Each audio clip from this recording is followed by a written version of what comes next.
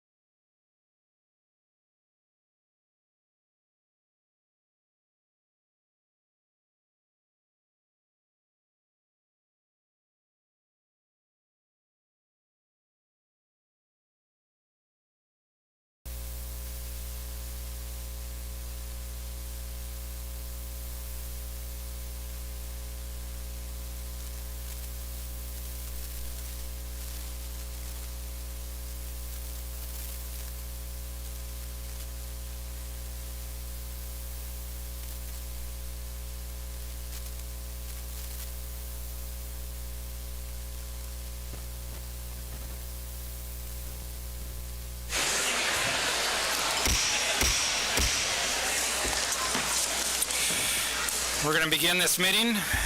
This is the meeting of the Commission on Government Forecasting and Accountability. Would you please call the roll?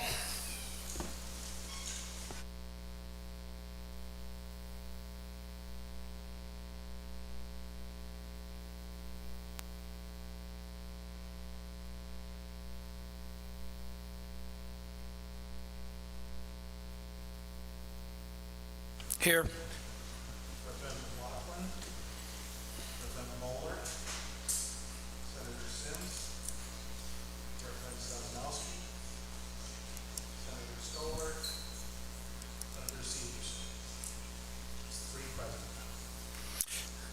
Thank you. Quorum is now needed since this is a public hearing. I want to also introduce, I've welcomed them to the panel, but I think they want to also be on a panel to testify. Representative Bill Howder, who's from the 87th District.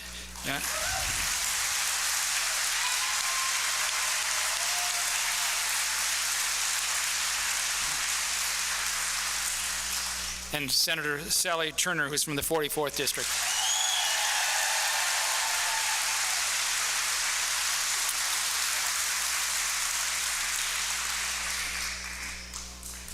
Well, thank you all for coming tonight.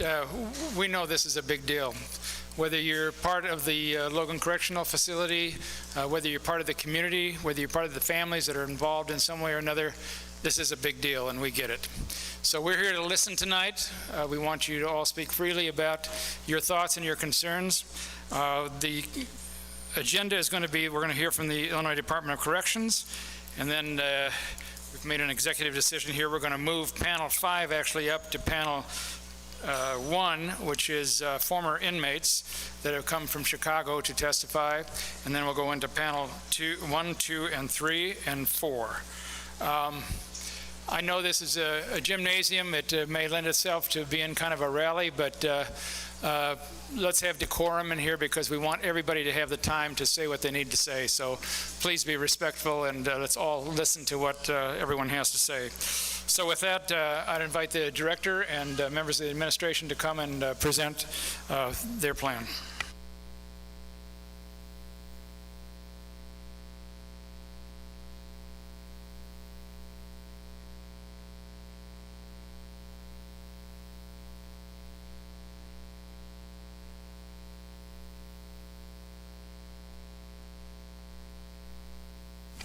Welcome, Director Hughes, and to all your staff, if you would go ahead and begin. Thank you. Good evening. Thank you to co-chairs Kaler, Davidsmeyer, members of the committee, and all members of the public present today to take part in this process. We appreciate the opportunity to appear before you and listen to your feedback on the plan announced by Governor Pritzker and the Illinois Department of Corrections regarding the rebuild and eventual closure of Logan Correctional Center. We recognize that this is a significant decision that impacts the lives of our staff, the individuals in our custody, and those families, the local communities, and the department's Division of Women and Family Services as a whole. We have met with staff and individuals in custody at the impacted facility. We have spoke to union representatives, advocacy organizations, educational partners, and we will continue to do so throughout this process. We want to emphasize that the construction of a new Logan and the eventual closure of the existing facility will not result in any immediate changes to the operations and programming of the current facility. The department intends to continue to house the individuals in custody at Logan until the rebuild is complete, as long as it is safe to do so. The department prioritizes the safety and security and the well-being of everyone involved and will make every effort to facilitate an efficient transition of the individuals in custody to the new facility when it is time to do so. It is accurate that the department is exploring a relocation of Logan from Lincoln, Illinois, to the grounds at Stateville Correctional Center in Crest Hill, Illinois. However, no decision on location has been finalized. It is also accurate that the department does not yet have a completed facility design. The final capacity figures and the building designs implemented for the new facility will be based on the culmination of feedback received during the department's ongoing discussions with various stakeholders. We do believe a move to Crest Hill would permit a more regionalized approach for the women's facilities by providing a northern facility to pair with the already centrally located facility in Decatur. The utilization of the concept of regionalization for the women's facilities enhances women's access to families, support services, vocational opportunities, and community resources, which helps to further ensure that women's success upon release, thus reducing recidivism. The Northern region provides an opportunity to cultivate and enhance partnerships with community-based organizations that support reentry efforts for those returning to those communities.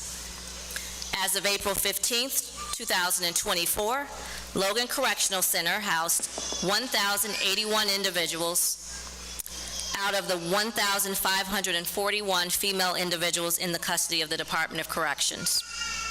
When reviewing Logan's population, it is important to consider a variety of factors, including but not limited to their county of commitment, their sentence length, and the type of conviction.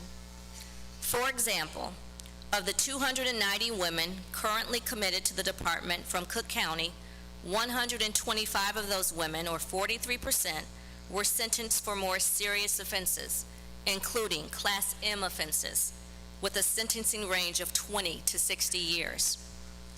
With an additional 106 women, or 36%, sentenced to Class X offenses, with a sentencing range of 6 to 30 years.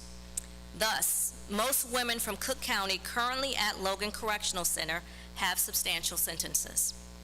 In comparison, there are currently 29 women incarcerated from St. Clair County, of which only 6, or 21%, were sentenced to a Class M offense, or only 8, or 28%, sentenced to a Class X offense. For McLean County, in the Bloomington area, there are a total of 30 women incarcerated, of which 5, or 17%, were sentenced to a Class M offense, or 3, or 10% for a Class X offense.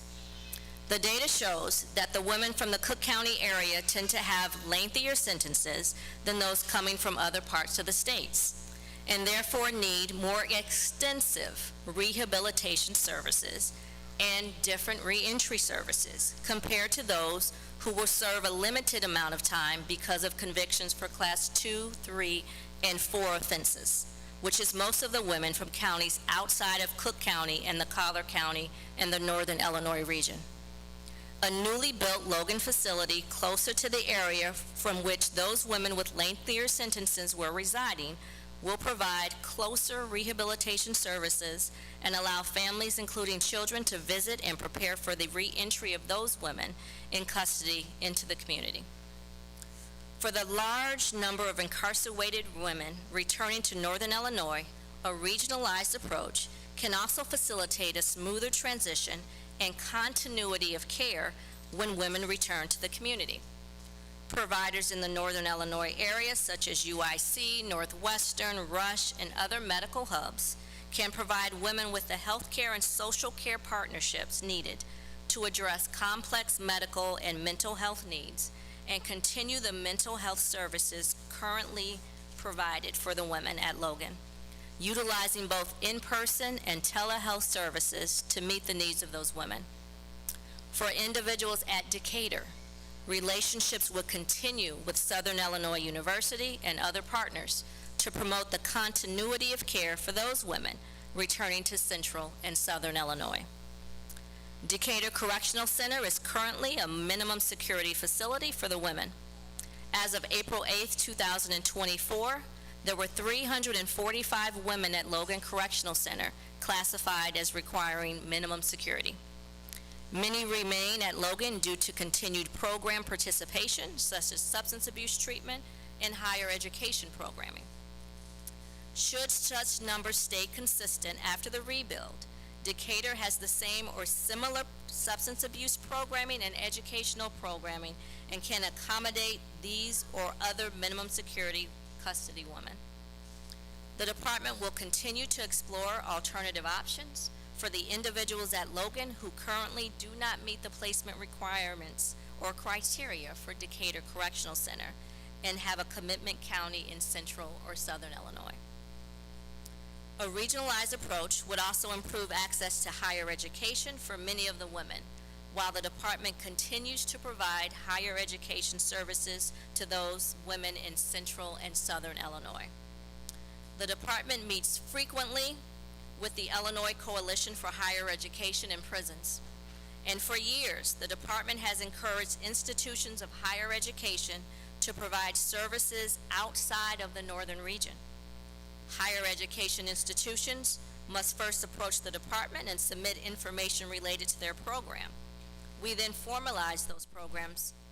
At this time, 2 institutions from the Chicagoland area and Lakeland College, located in the eastern part of the state, are the only programs to demonstrate interest in providing higher educational services in Logan. Moreover, the department has received feedback from the women in Logan that they have received modified versions of the North Park and Northwestern higher educational curriculum due to the distance of the educators from that facility. And they have received most of their programming virtually. Other factors being considered in where to rebuild Logan are the impact on the local communities, diversity of staff availability, including the northern region being the location where the department has been able to hire large numbers of female staff members, the availability of community-based resources to support reentry efforts, construction costs of building 2 facilities in the same general area at the same time, as well as prior residences of the individuals in custody and their needs. As of May 15th, 2024, Logan Correctional Center employed a total of 447 staff, categorized as 351 security personnel, 96 non-security employees. And there are 2 correctional facilities located within 40 miles of Logan and 4 additional facilities within 90 miles of Logan.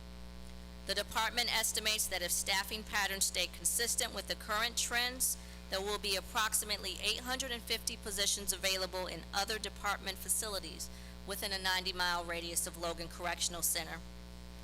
These facilities include Lincoln Correctional Center, which is actually next door to Logan, Decatur Correctional Center, 36 miles away, Pontiac Correctional Center, 77 miles away. We also have Jacksonville Correctional Center, 59 miles away, Illinois River Correctional Center, 70 miles away, and Taylorville Correctional Center, which is 57 miles away. The department estimates that there will be sufficient vacancies available throughout the department to ensure all employees at Logan can remain employed with the Department of Corrections.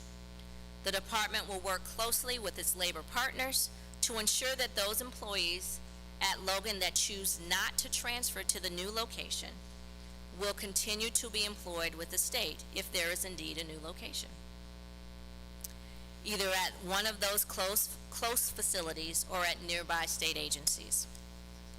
The department will continue to engage stakeholders to ensure their inclusion in discussions about the design of the facilities, along with gathering stakeholder input, as Illinois has the opportunity to also gather insights from other states and other countries as it relates to the new design.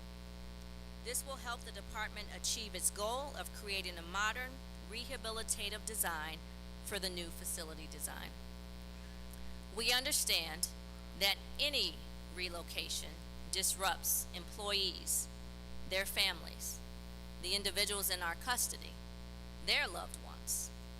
However, this rebuild will follow a phased approach, implemented systematically and transparently. Once complete, the department will have a modern facility with the technological and structural capabilities necessary to provide a safe and secure environment for both the staff, the individuals in our custody, while enhancing rehabilitation, reentry, and reducing recidivism while fostering safer communities. So I thank you for your time this evening, and we are happy to answer any questions. Thank you very much. Just a comment and then a question. So we, 2 days ago, toured Stateville, and it was pretty obvious after visiting that facility that it was old and worn out, and it's past its time. So, and what we heard that night was no one disagreeing with it needed to be a new facility. We just got through touring Logan. I didn't come away with necessarily the same feeling. I was expecting something a lot more akin to what I saw at Stateville. But I did come away sad because what it really represented is the fact that for decades, the state of Illinois has not maintained its buildings and its infrastructure.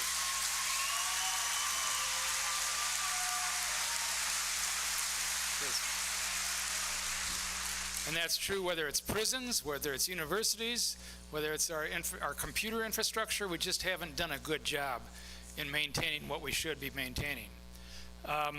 What I saw was buildings that the bones were not actually too bad. They're brick buildings. Most of them have terrazzo floors, which are very expensive floors. Most of the roofs were 5 or 6 years old. The mechanicals certainly needed to be replaced. I am embarrassed to say that we still have a coal-fired boiler system there. Have any studies been done in terms of what it would take dollar-wise to refurbish the Logan Center?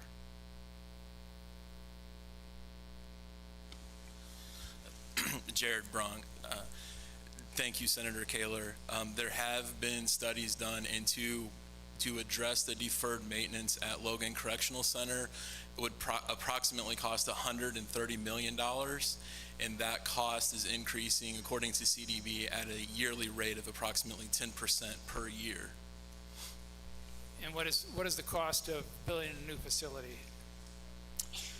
Well, I will say the cost of building a new facility based on the department's estimates range between $275 million and $425 million. But what I think is also important to remember is that those designs that we are forecasting in that range are more modern designs in terms of lines of eyesight. We're also including additional buildings such as a vocational village and other things to enhance the programming. So it's not necessarily an apples to apples comparison in terms of deferred maintenance and building new.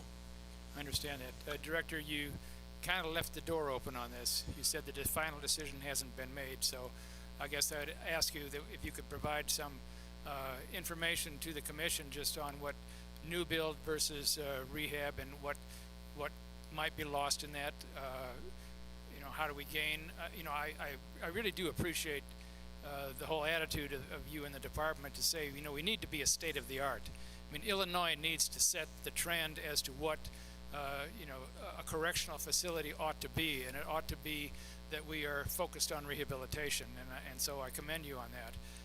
But I'd like to know just what we're dealing with here, and hopefully some of that will maybe shed some light on what the right direction is to go. Members of the commission, any questions?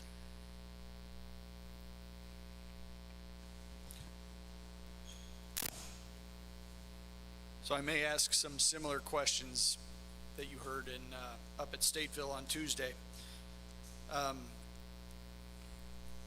You talk about moving to other correctional facilities, and if they choose not to move to other correctional facilities, the employees, if they choose not to move to another correctional facility, that they would have an opportunity to move into another position in state government.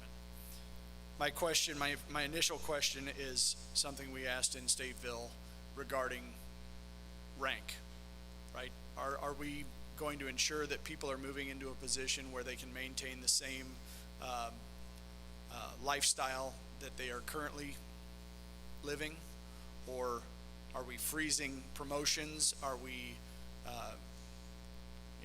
doing things like that to ensure that people can move? A major can stay a major, and the different ranks can stay the different ranks. So, is that on? Okay. So, as we're looking at this, it is important. State your name for the record, please. Still closer. Okay. As we're looking at this, we do want to. Oh, I'm sorry, Stephanie Franklin. it is important that we follow the layoff process and afford all the rights to all of our impacted employees as is defined in each of their applicable collective bargaining agreements. So it is not our intent, and as we've stated, especially in the Logan situation, to move anybody at this time. It's the intent to keep it operational. When we do get to that point, we will have to continue meaningful conversations with their bargaining, with their collective bargaining agreements, and with their unions to ensure that we're following that layoff process.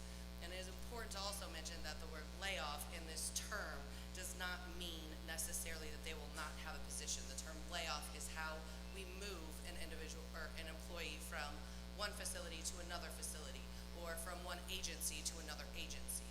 So we will follow that process to the T.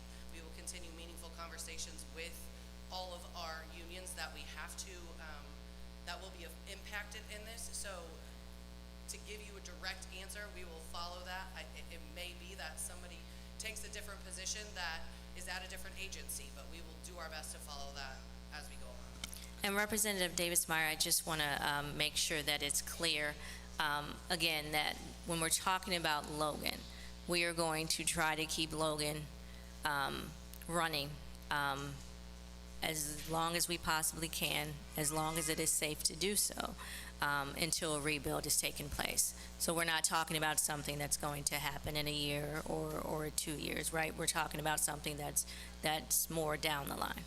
Yeah, and I wrote down the quote of, if they do in fact rebuild a new facility. I believe that was one of your quotes, if they do in fact rebuild a new facility. No, I believe what I said, or at least what I meant to say, is if that there's been no final determination as it relates to the location. Okay. But yes, there is a new facility for Logan being built. Does the department currently not have a need for a women's facility like this?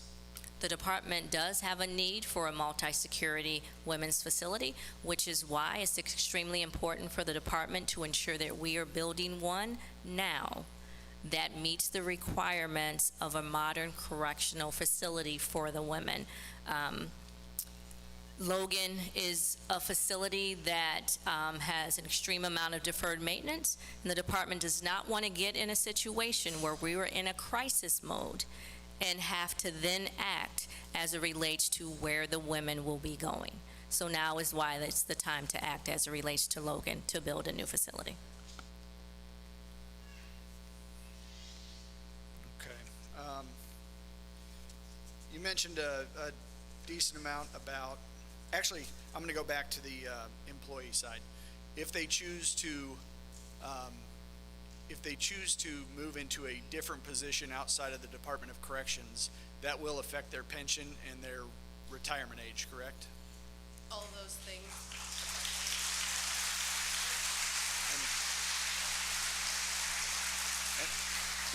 Really quick, I want to remind everybody that we have a lot of people that want to speak, and I understand your enthusiasm, and I appreciate it. I've been through this in my home community, so I certainly understand, but we want to make sure that everybody gets an opportunity to be heard tonight. Senator Kaler and I co-chair this together, and we work well together, so if you can keep that as brief or as fast as possible. I understand what you're going through right now. Please. Can you repeat that, the question? Will this affect their retirement if they are not able to find a position in the Department of Corrections that allows them to continue the lifestyle that they currently have? So all of those things will be impact bargained within the unions. We will have those meaningful discussions with the unions as we go along. Those are things that we cannot start until we're done with this process. This process has to continue and be determined with your recommendation, and then we can continue our portion of following the layoff process within the collective bargaining agreements. I'm assuming that the collective bargaining agreements, for instance, wouldn't allow DHS to treat certain people one way and other people another way. So I would say that I understand you're trying to soften and be a little diplomatic about your answers, but I would argue that they would not. Pardon me? Please, No. Okay, I didn't know if you couldn't hear me. So, yeah, I understand that you're being diplomatic about your answers, and there's a lot of lives that are affected by a decision like this. Not only the people that work there, but the people that are housed there. As we look at, I believe Stateville had 429 or 423 individuals incarcerated, and over 1,000 people working there, whereas we have 447 staff and 1,081 people incarcerated. Seems like a pretty decent investment, and I understand there's probably a difference between a male facility and a female facility, but that seems Stateville looks a little upside down when you look at the numbers.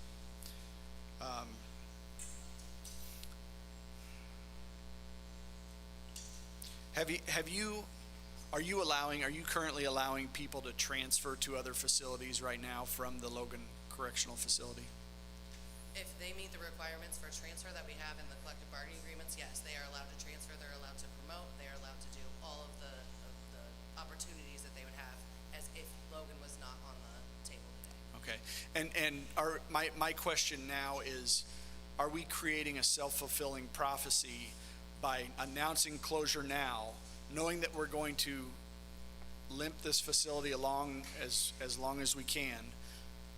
Are we creating a self-fulfilling prophecy knowing that it's going to be very hard to hire at a facility that is announced as a closed facility?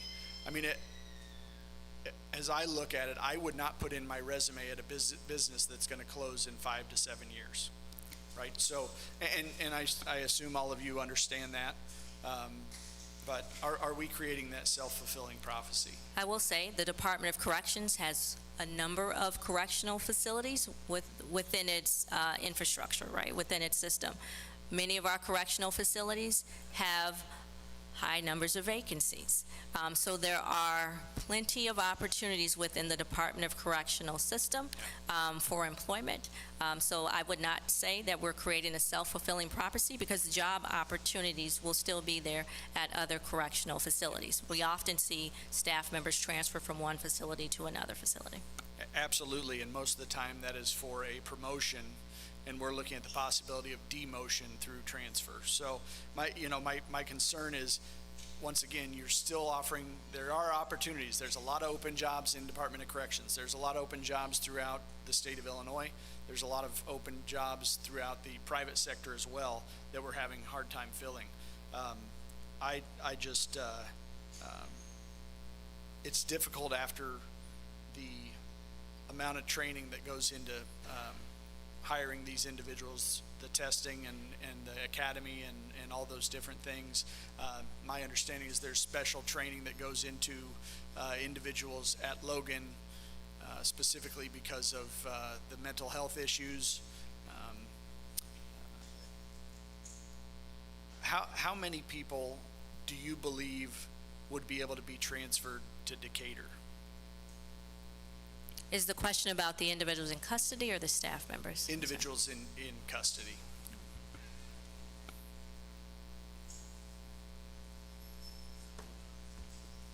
So currently, we'd have to take a look at individually at each woman and each individual there to see what criteria they would have to meet. Right now, there's approximately 345 individuals that classify as minimum security.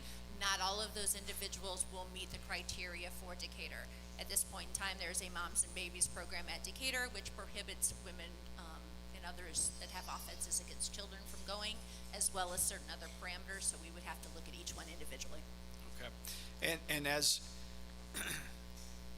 we look at building a new facility, I would think that would be something that we should have looked at prior to. And I understand you'll have people coming into the system and people going out, but to give a good idea of where we're at today, I would certainly think that we would have gone through each individual's background to see where they would fit into the current system, because there are 2 women's facilities, correct? Decatur and Logan. Yes, sir. And then a work release center Okay. in Foxville. The other issue, right now, I believe Logan serves as the receiving center for all women in the state of Illinois. You are correct, sir. Correct. Yes. Does it not make sense for that facility to be centrally located in the state?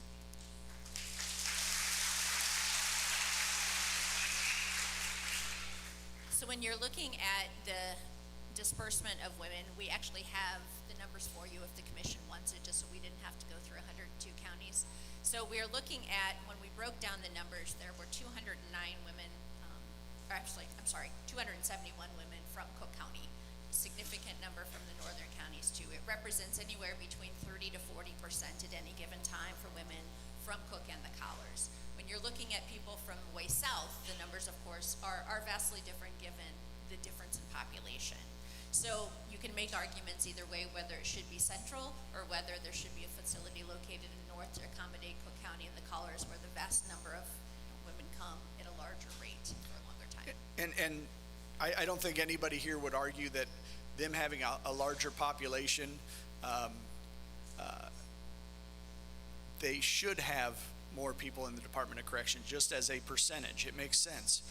My issue is the access to the facility, the access from families. A family in Southern Illinois shouldn't have different access than a family in Chicago. We're looking at each person as an individual. I think I have one other quick question. You may have to come back to me. Senator, do it. Thank you, Mr. Chairman. Good to see everybody again. I'm sorry, sure. Good to see everyone again from Tuesday night. I guess I'll start out with the same disappointment I expressed on Tuesday, that you are all here stuck holding the bag while members of the administration who are making these decisions have not bothered to commit any time to come here and explain their positions.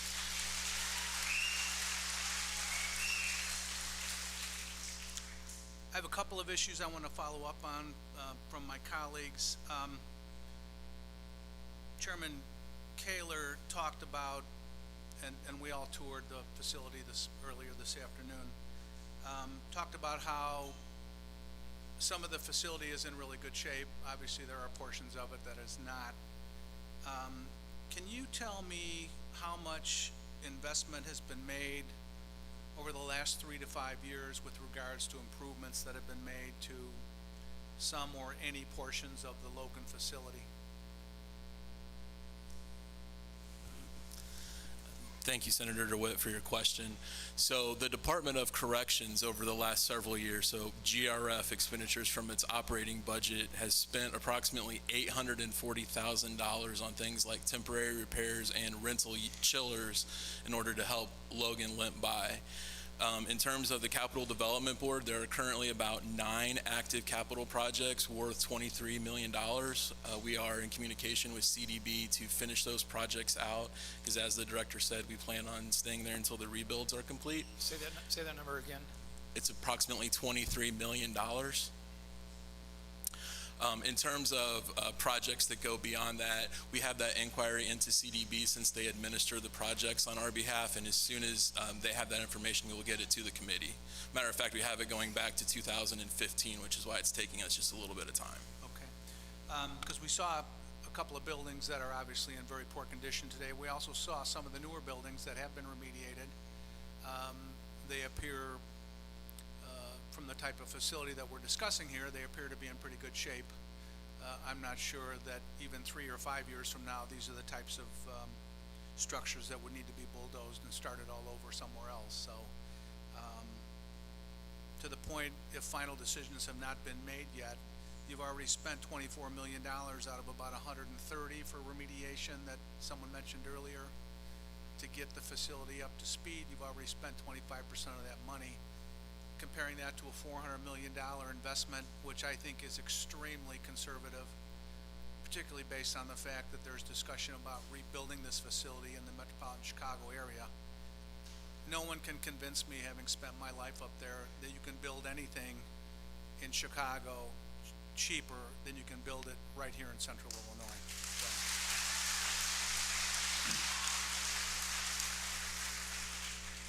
And then I would like to understand a little bit more Representative Davidsmeyer question regarding the dichotomy between the number of residents here at Logan versus the number of employees at the facility, and then how that number reverses at Stateville with twice as many employees as you have residents. Can you talk a little bit about that discrepancy? Is it a men's versus a women's facility? How does that happen? Certainly, Senator. I'll turn that over to our Chief of Operations, but I just wanted to clarify a statement that you made as it relates to no decision being made. Again, no decision being made as to the location of the rebuild, not as to whether or not a rebuild will take place. That's what I was saying. So, Director, are you suggesting there is a potential that Logan could be rebuilt right here in Lincoln? Again, no final decision has been made as to a location of Yourself wide open. I had to ask the question. Understood. But as it relates to your question about the staffing versus the individuals in custody, I'll turn it over to Chief Hammers. Please, thank you. Good evening. Justin Hammers, I'm the Chief of Operations. So when you talk about the staffing at Stateville, sorry about that. So when you talk about the staffing at Stateville, that includes the staff for the NRC as well. So we add both those totals up, so that staffing is included the NRC staff as well. That would not correlate with this facility being the reception area and intake for the women's side of the equation? No. Or is it not RNC is it here not is apples to apples? It's much more smaller, yeah. Okay. Yeah. Bear with me. Oh, and this subject came up the other night too, and the more I've thought about it, the more I'd like to hear some more explanation about why it makes sense for a minority number of residents who come to this facility from Cook County, with the majority of them coming from downstate. Explain to me again why it makes sense to move that entire population closer to metropolitan Chicago, for lack of a better description, where the discussion Tuesday was transitional abilities, capabilities, opportunities. I've struggled since Tuesday night with how do you take someone who lives downstate, move them to a facility outside of Chicago, and expect them to be familiar with any aspect of transitioning into a metropolitan area. I'm not saying the city of Chicago or the metropolitan area is God's green earth, but it's a very different environment than what they may have come out of living downstate or out west. Can you talk a little bit about why that transition seems to make more sense for a minority of the inmates currently staying in your facilities? Absolutely. I will start, and then I'll turn it over to Assistant Director Williams.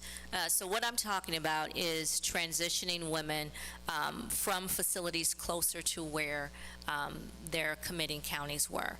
So what I'm talking about is the fact that over 40% or so of the women at Logan currently come from either Cook County or the collar counties of Cook. So creating a regionalized approach provides an opportunity for those women to transition back into those communities for reentry services. That would not mean what we're saying is the women from some central or southern Illinois would have to transition to the northern facilities, right? We still have Decatur Correctional Facility.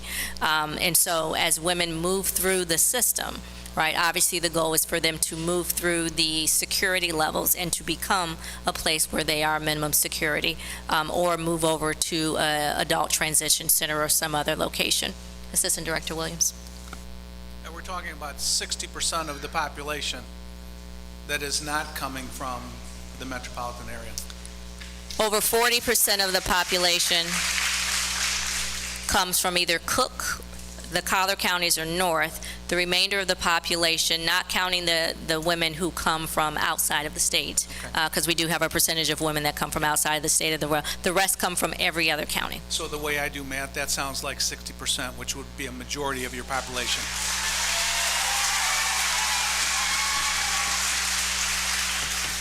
Please.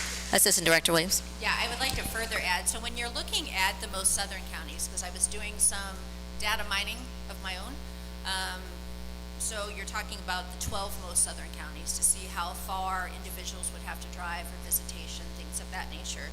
There were a total of 43 individuals convicted from our 12 most southern counties.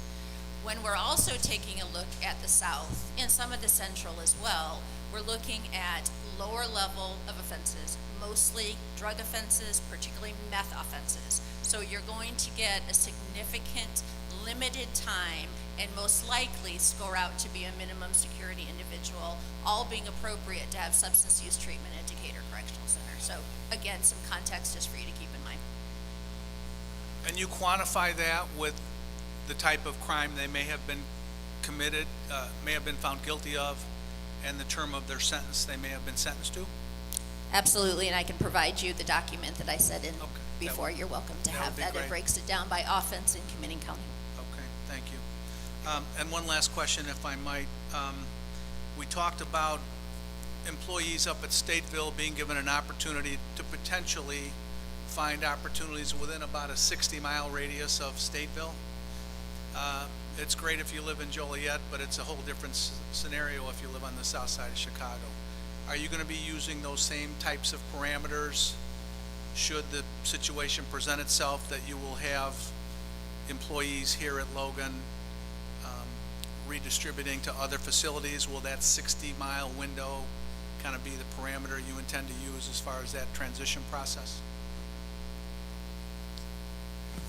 Stephanie? I'm sorry, my colleague just said you may have mentioned that number already. I missed it, I'm sorry.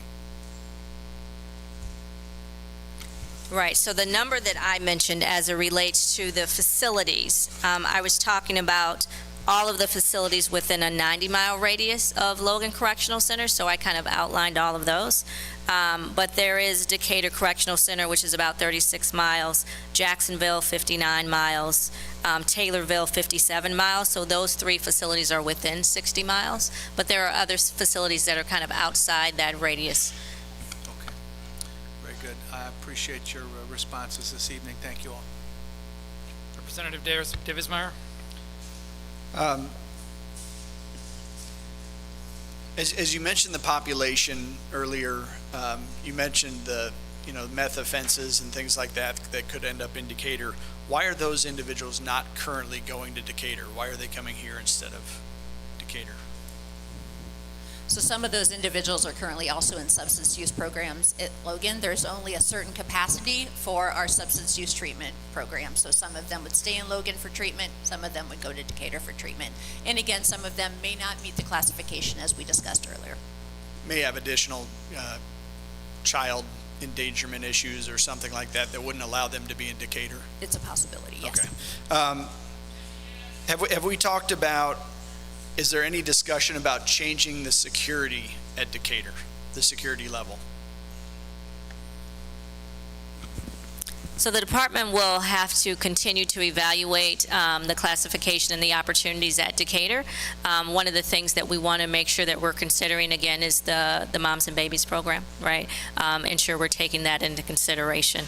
But as we move forward, again, we're talking about something that we are expecting to happen over a significant number of years in the future. So we will continue to explore those options for the women who don't currently meet the classification. Because I understand that obviously a lower level security, there's less fences, less deterrence needed for to keep people from trying to escape. So I understand that issue. So that would certainly be a cost if we increase the level of crime. You mentioned the word regionalization. Can you give me a little more information on what you mean by regionalization as we look at moving the facility further north? And the reason I ask is because as we discussed Stateville, we were talking about a facility that currently holds less than 500 and making a facility that's 1,500, right? So it sounds to me like there's not a regionalization approach to that facility. And maybe not on this one as well. So when we talk about regionalization, we're talking about creating opportunities for women closer to the area from which they were committed from. And so currently, the women's facilities are all in central Illinois. So creating a northern opportunity will allow a opportunity for those women to participate in reentry services and support services that are closer to the communities that they came from.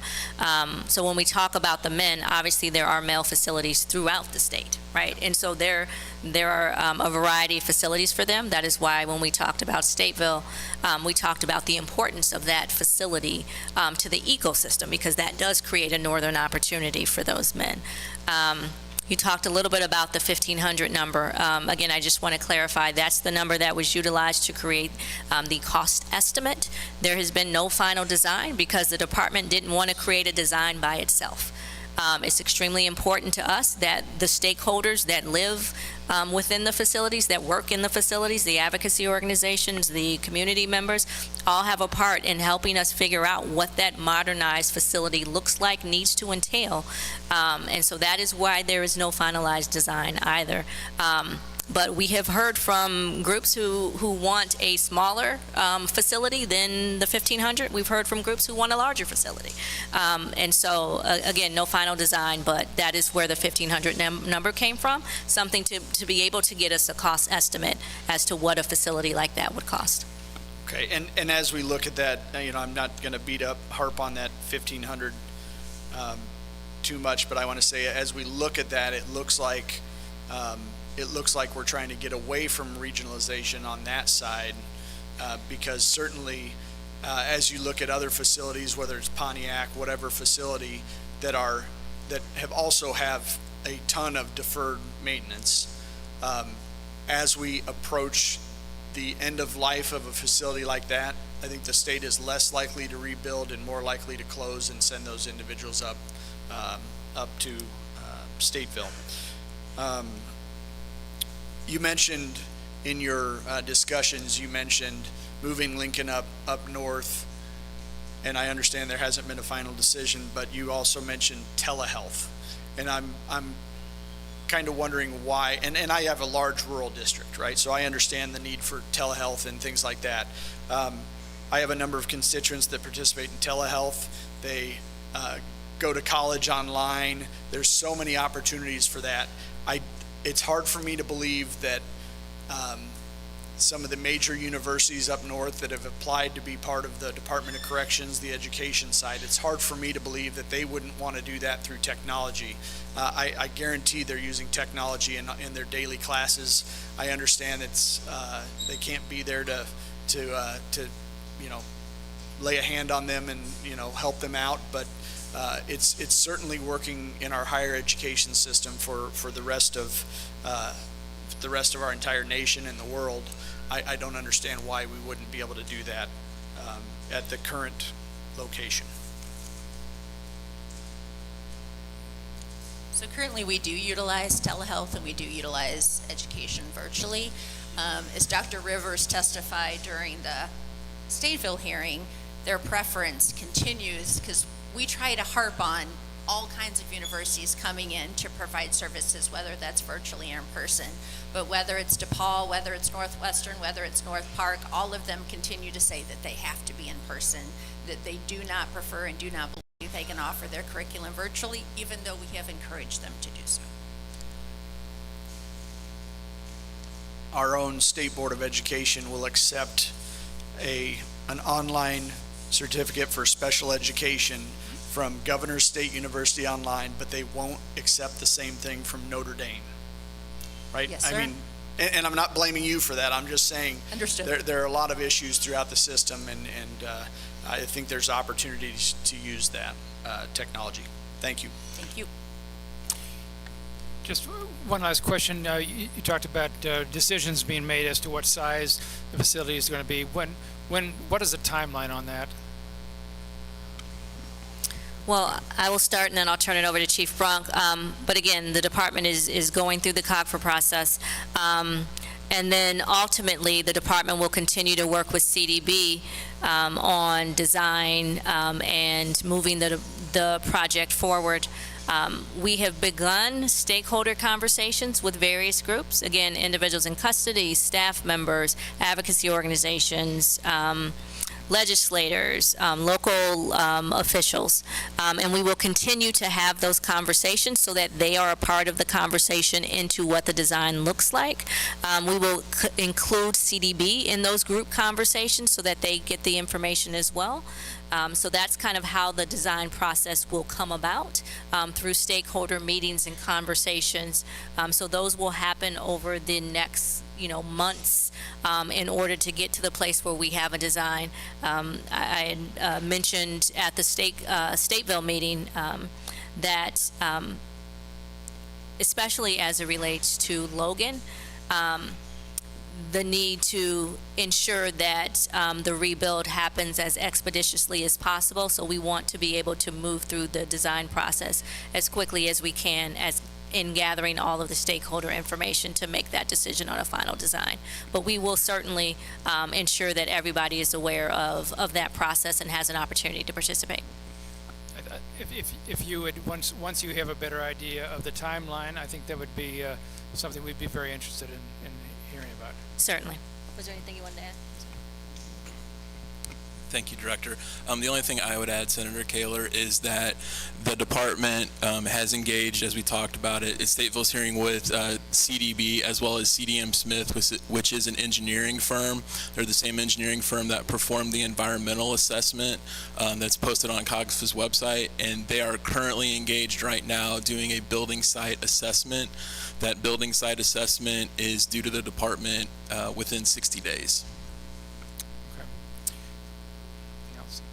All right, Director and your staff, thank you very much. Thank you so much.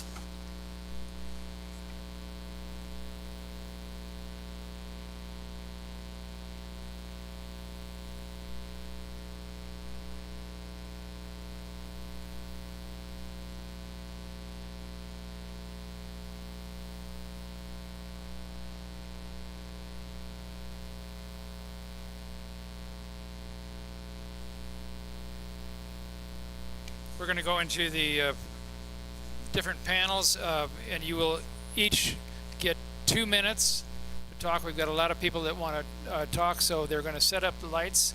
So when you see the green light, you're good. When you see the yellow light, you need to wind up. When you see the red light, that's it. So we're going to try to make sure that everybody has a chance to be heard. So we're going to start. This microphone is going in and out.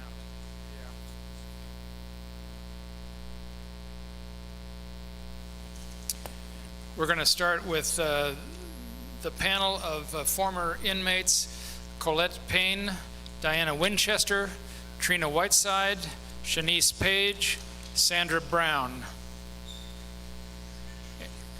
And again, if you would please be respectful of the timer. Everybody has 2 minutes. Absolutely, sir, but before we get started with those 2 minutes, I am a system impacted individual, not a former inmate. I'm a formerly incarcerated woman. Thank you. All right. Thank you.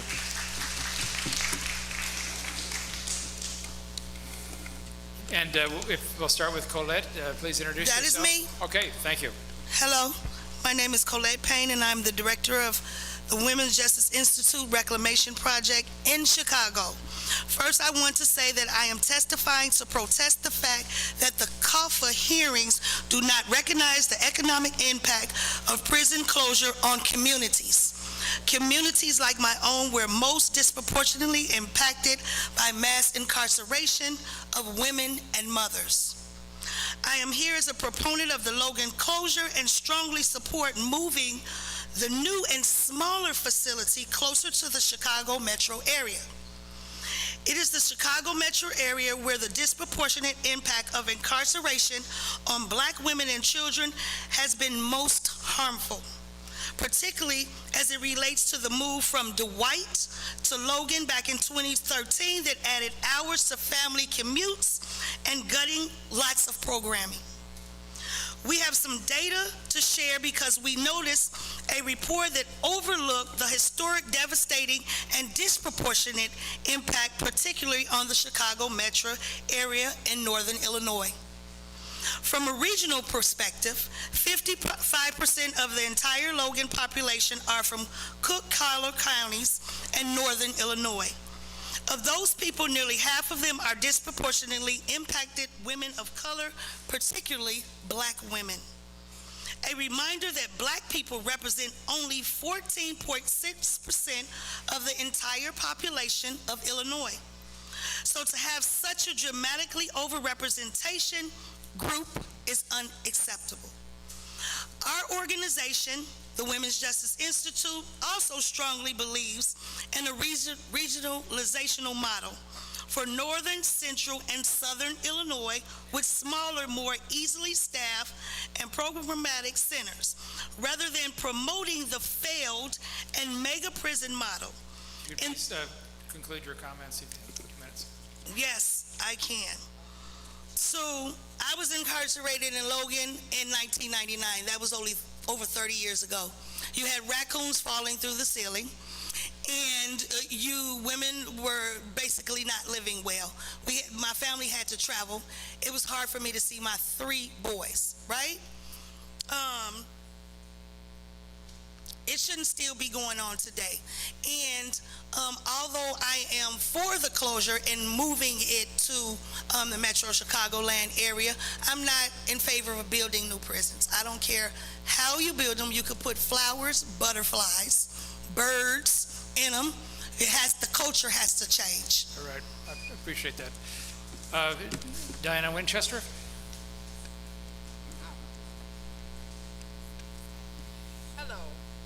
Can you get real close to the mic?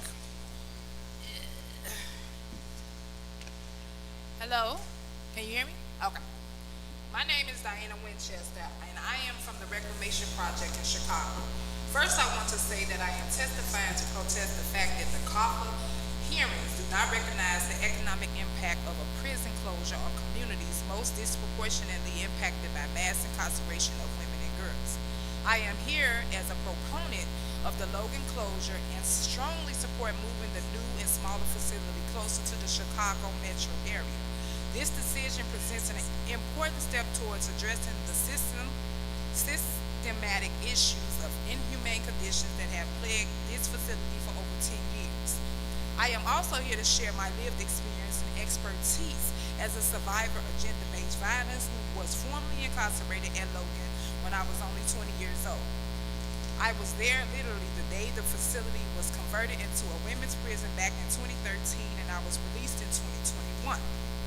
So I can tell you with a level of authority that there was more bad than good about Logan due to the crumbling facility, the rodent, the mold, the dirty water, the way it separated families, and their very abusive culture that perpetuated among many, but not all, of the staff. Probably the most important thing I want to share is that, like most of incarcerated women in this state, I grew up in an abusive environment before I was sent to Logan. As a young mother, I did not get the help I needed to heal from those issues or to help keep my children safe. I had a very small support system, and my light was my children. And I want to say this, over the years, more money was spent on my incarceration in a crumbling facility and keeping me safe when it mattered most. When I was transferred from the white prison to Logan with thousands of other women and mothers, all it did was move me hours further away from an already small support system of my family. It also put all of us in an environment that only reinforced some of the abuse, racism, inhumane conditions that we needed to heal from. So much about Logan told us we are not human, that we did not matter. I was depressed for so long, and I nearly gave up until a program called the Reunification Ride changed my life by bringing my children to visit me and other predominantly Black mothers from Chicago who were disproportionately separated from If you can bring your remarks to a close. Thank you, sir. All right, thank you. Trina Whiteside. Hello, can you hear me? Hello, my name is Trina Whiteside. I'm thankful to be here today to talk about my experiences being incarcerated incarcerated at Logan Correctional Center. I am an advocate from the Reclamation Project in Chicago. First, I want to say that I'm also testifying to protest the fact that COGFA hearings do not recognize the economic impact that a prison closure on communities most disproportionately impacted. Please be respectful. Incarceration of women and mothers. I'm here as a proponent of the Logan closure and strongly support moving the new and smaller facility to the Chicago metro area. In 2014, I was incarcerated at Logan Correctional Center for about 9 months due to my long struggle of addiction rooted in abuse and trauma. During that time I was there, I can attest to the living conditions being completely horrible. They were certainly no place for any woman or any person to try to heal. It was filthy, overcrowded, unsafe, and not a place where people should live. There was mold in the shower rooms, on the floors, the walls were dirty and crumbling. This is a place that no one should have to experience. No human being. The facility conditions contributed constantly to trigger my trauma. Feelings of hopelessness and despair. It was overcrowded and understaffed. That led to a lack of cleaning supplies, an unhealthy environment with so many people living in these conditions. It has never been a place that should be housing humans, let alone women. In the 9 months that I was there, the conditions continued to get worse, and no one was taking the time to attempt to fix the issues. There were times I didn't even want to shower due to the plumbing backing up in the sewage being in the hallway. While there have been some meaningful efforts over time to offer women more programs and services, there has always seemed to be patterns of staffing shortage issues or challenges with finding enough space due to the ongoing issues with maintenance that disrupted any progress that could be had. You could bring your comments to a close, please. Yes. People would get on waiting lists, but no, they would not get a slot. Thank you for your time. Yeah. Yeah, there's a comment from Senator DeWitt. Thank you for those comments. I understand the mayor's not able to be with us tonight. He's stuck behind some thunderstorm somewhere. But I'm glad you bring up the point of economic impact, because I think Lincoln has already been through the ringer when it comes to job loss. But please, I appreciate that, but as a former mayor, I certainly understand the impact of what a closing would do to the local economy. The governor made a comment a couple weeks ago that a prison should not be the basis of a community's economic development. And you know what? He might be right. But how much of that Rivian money is he going to sprinkle all over Lincoln, Illinois to try to attract some level of economic development? I don't think it's coming. And the more important issue is not necessarily economic development, it's economic stability. It is the ability of people to keep their homes, raise their families, put their kids through college, just get by in life like the vast majority of the people in the state of Illinois have to deal with every single day. So I just want to thank you for the economic component introduction in this process. I think it's probably one of the most important aspects of this entire relocation discussion. So thank you for making that point. Shanice Page. Good evening. My name is Shanice Page, and I am from the Reclamation Project in Chicago. I'm going to skip through some of this. I am here as a proponent of the Logan closure and strongly support the rebuild of a smaller facility closer to Chicago metro area, as well as for the Women's Justice Institute regionalization strategy for women's prison. I am also here as a survivor of gender-based violence and incarceration who was incarcerated at Logan very briefly just last year. I can share that the disturbing conditions, culture, and challenges described by my colleagues are true. However, I have decided to read the testimony from currently and formerly incarcerated women from Logan that cannot be here today. Here's the first one. I have been incarcerated for over 30 years. I have done many jobs and never get in trouble. Logan is the worst facility I have been in. I have a lot to say about why this institution should be closed down immediately, but I am also aware of the retaliation that will likely take place against me if I choose to speak out. However, I will pray for God's protection and guidance. Please close Logan down. Here's the last one. I was moved from Dwight Correctional Center when it closed to Logan Correctional Center, where I resided until my release in 2024. I served 37 years residing at Dwight, Lincoln, and Logan. Logan Correctional Center is simply in terrible shape, the worst of any of the prisons I was in. When we moved in there were big holes in the ceilings of the buildings, and we could see raccoons as they peered from the holes. Plywood was placed covering the holes, and we could still hear raccoons as they fought and ran around. Black mold is in all of the shower rooms, and it runs down the walls. Sewage regularly backs up onto the floors. I'm gonna stop because I know it's ending. Thank you. Thank you very much. And finally, Sandra Brown. I am Sandra Brown, doctoral student and senior advisor at the Women's Justice Institute. I was housed at Logan from the time of its transition to a women's facility until my transfer to Decatur in 2016. Most memorable to me were the conditions we experienced on day one: destroyed cells, ripped cables, ice machines with feces in them, and mattresses saturated with bodily waste. We were left for hours on buses, called names when we entered, told by staff that the women were not wanted there, all of which were documented by media. That same year, we were subjected to dehumanizing illegal strip searches. No human being should ever have to fathom such atrocities, but such atrocities were exactly what I experienced. That being said, I struggle profusely to understand this intense rally to keep the very women no one wanted to work with here. Moving the facility closer to Chicago establishes a regionalized approach. Logan offers programs, but inequitable access to programs still marginalize the vast majority of women housed at Logan, mostly from Cook and Counter Collies.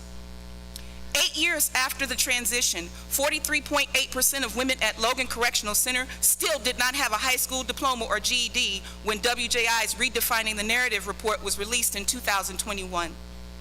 With a maximum attendance of 15 women per program, at best the facility offers programming to 200, or just 20% of the 1,000 women currently housed there.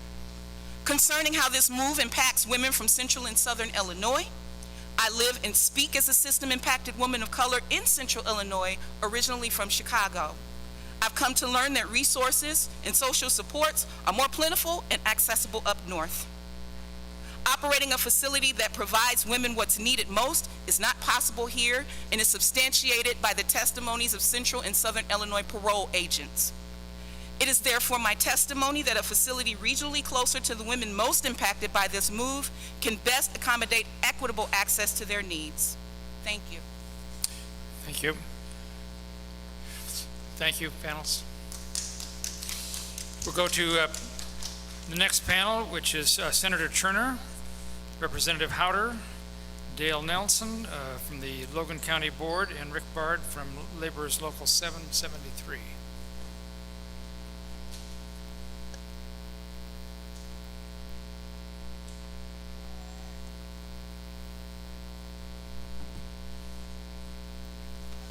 Senator Turner, if you'd like to begin.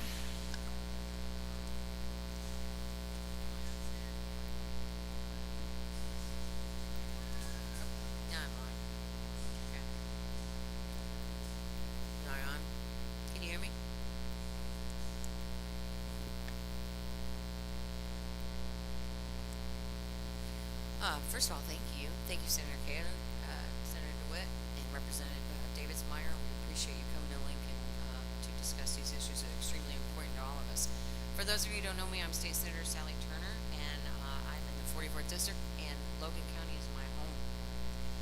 Tonight, I'm here to provide my support not only to the men and women who work at Logan, but also for those incarcerated, of course, in the facility. Throughout this process, it's become abundantly clear either the Illinois Department of Corrections doesn't have a true plan for the future of Logan Correctional Center, or that they don't want to publicly commit to that plan until they've finished this closure process. Either way, it's not transparent, and we deserve more. They announced the closure and intent to rebuild LCC without actually committing to where that rebuild would take place. This week, you will complete the state's facility closure process on the Logan Correctional Center without a concrete plan and commitment for its future. A closure, they claim, won't actually happen for 3 to 5 years. This process has been flawed from the very beginning, yet here we are. And while I recognize that Logan Correctional Center is indeed in need of repairs and may even need to be rebuilt at some point in the future, I adamantly believe that any plans related to the future of Logan Correctional Center must be predicated on the facility remaining here in Logan County. Keeping the Logan Correctional Center in Logan County is what's best for its staff, its residents, and our state as a whole. Moving LCC to another part of the state will create unnecessary hardships on our community, our employees, our incarcerated individuals, and their families and businesses. IDOC employees and their families have a sword of Damocles hovering over their heads until a true plan for their future is revealed. And in the end, they may be forced to pick up their lives that they've created here in Logan County and move across the state just to stay employed. And meanwhile, those additional costs and travel times may be added to the family members of women currently incarcerated at LCC, since the majority of women in our state's correctional center are, in fact, from central and southern Illinois, and the Decatur Correctional Center is incapable of taking in any women who are not minimum security. Our churches and community groups volunteer to support many of the women in areas of education and in other skills. Last night, I spoke with one couple that are mentoring 3 women here. The building trades have been trying to get into LCC to offer training, but have been prevented for years. Is IDOC really working to re-engage these women into society, or is it simply the want of moving the facility to another area more convenient for others? Why do we create these preventable and completely unnecessary hardships? In closing, I just want to say that the employees at LCC do not deserve to work in a broken down facility, and the women residing there don't deserve to be housed like that. However, they also do not deserve to have their lives pointlessly disrupted and uprooted, and that's why I'm asking you, the members of COGFA, and we insist that the Illinois Department of Corrections commit to keeping the facility in its current geographical location whenever they do come up with an actual plan. Thank you.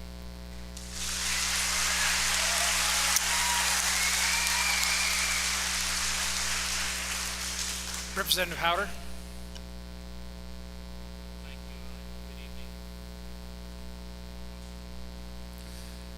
Good evening, Mr. Chairman, members of the Commission. I am State Representative Bill Howder. My district is the 87th District. It has parts of 6 counties, but all of Logan County. I just wanted tonight to first make sure that you don't have the impression of the inmates that spoke of the condition of Logan Correctional Center. We agree there needs to be a rebuild because of the neglect of the state of Illinois. That we agree with that. So thank you for the opportunity to speak to you tonight. And I'd like to speak to the Department of Corrections specifically. Look, I'm not here to demean you or insult you in any way. I understand what a hard decision ultimately the administration has. But with all due respect, I will say what we are all thinking. You made the decision to move Logan Correctional Center, and you came up with reasons why you need to move it. This is a partisan political process that will break promises to this community and the surrounding communities to unfairly close and demolish and move our vital state prison to a location that rewards, shall we say, more favorable political locations.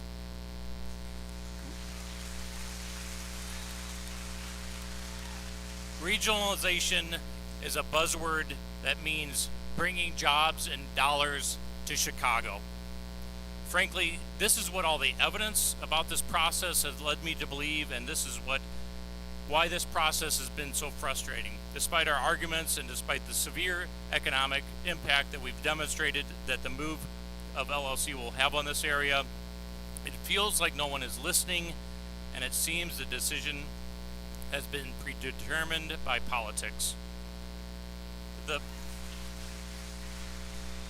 perception is it was decided to move it, and as I said, they came up with the reasons. I am so privileged to be elected to be the representative of this district, but as you can see, the people here tonight are really representing the community so much better than I could ever do or say. Look around you. You have to see, you have to understand how important this prison is to our community and the survival of our community. I understand the momentum is to rebuild in the Chicago area. I strongly ask you to please reconsider and keep Logan Correctional Center in Logan. Thank you very much.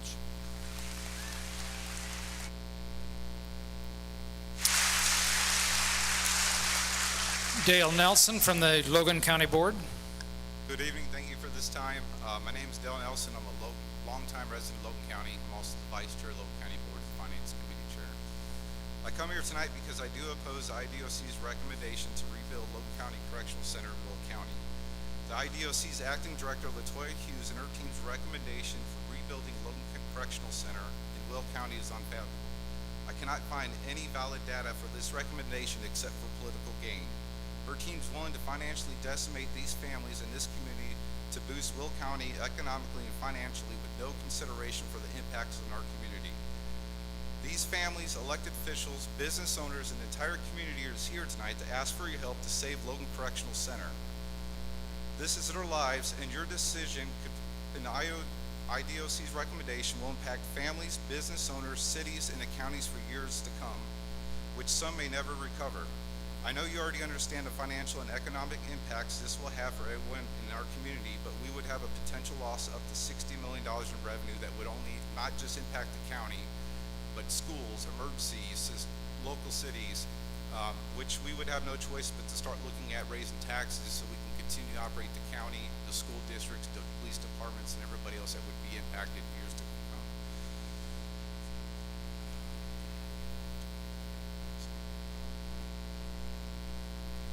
But I fear that some do not understand because this doesn't impact them directly, any of their family members or their community, and it's easy to make a decision that you don't have to face the consequences and live through the long-term impact. So I ask you tonight to have open minds and truly see how your decision can alter someone else's life and family in this community. You're all leaders of the state and you represent the people, and your decision should be based on what's right for the people and the community. So when you leave here tonight, I ask you to reflect on three things as a leader. Leadership courage. Do you have the strength as a leader of the state to do what is right for the people of Logan, regardless of political influences that you face? Empathy. Are you willing to put the needs of others before your own and showing compassion that the voices of the employees of Logan and their family matters?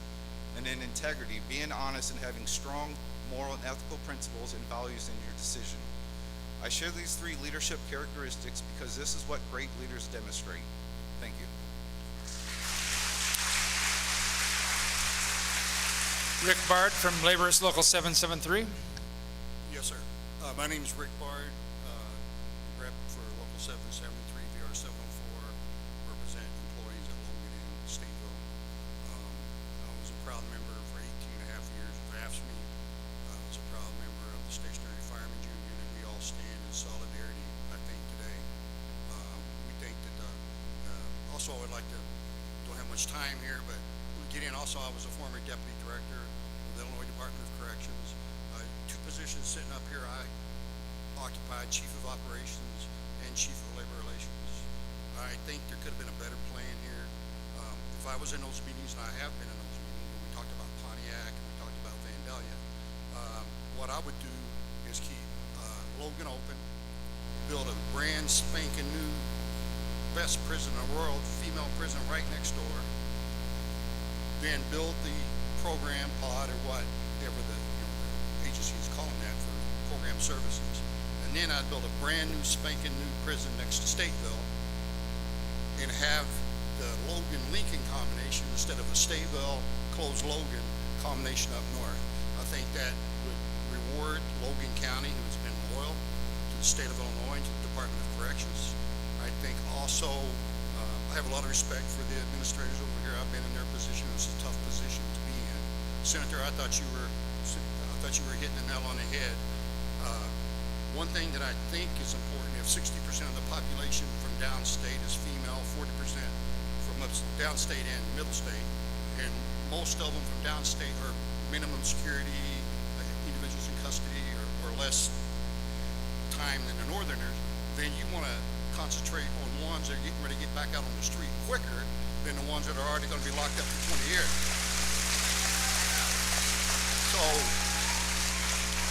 So anyway, thank you. I apologize. Last night I got stuck, and I really apologize for that. Thank you for letting me speak.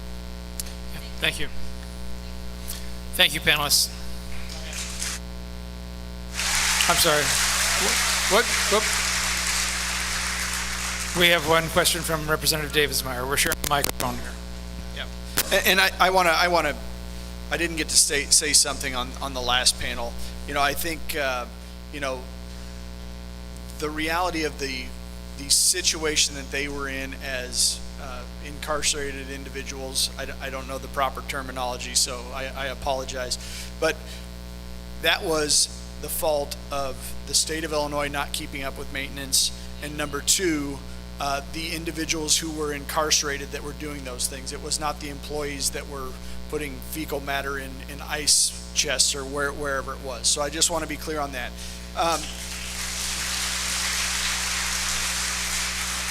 I understand the mayor of Lincoln was not able to be here, stuck in storms or something of that sort. So I'm going to ask this to Mr. Nelson from the Logan County Board. So when we were up at Stateville on Tuesday night, the mayor of Crest Hill was very happy about the plan. Not happy about Stateville closing in September, but certainly happy about the plan. And I asked him, if you were the mayor of Lincoln, would you be happy about the plan? And he tiptoed around it, right? As a Logan County resident, do you think this is fair to all the people in the state of Illinois, understanding the location of where everyone is coming from to this facility? Not the employees, but the incarcerated individuals. I do think it's fair with the location staying here in Logan County. I think, as you mentioned earlier, being centralized because there's a mix of where inmates are coming from or incarcerated from, north, south. So this would be, I think, a fair medium area for that, the travel, the cost, understand. But no, I do think it would be fair to stay here, yes. Yeah. And to my colleagues up here, prior to my time in the General Assembly, my Jacksonville Developmental Center closed. I understand exactly what you're going through. We have a facility that's still sitting in the center of my town. It's got an old power plant that they've done nothing with. So I don't trust the state of Illinois to do what they promised to do.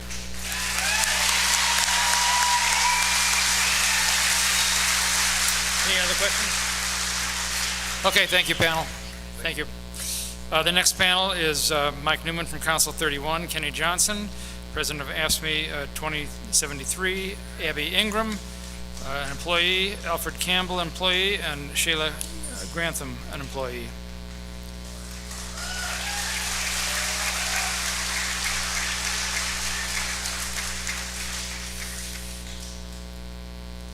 Mr. Newman, please take it away.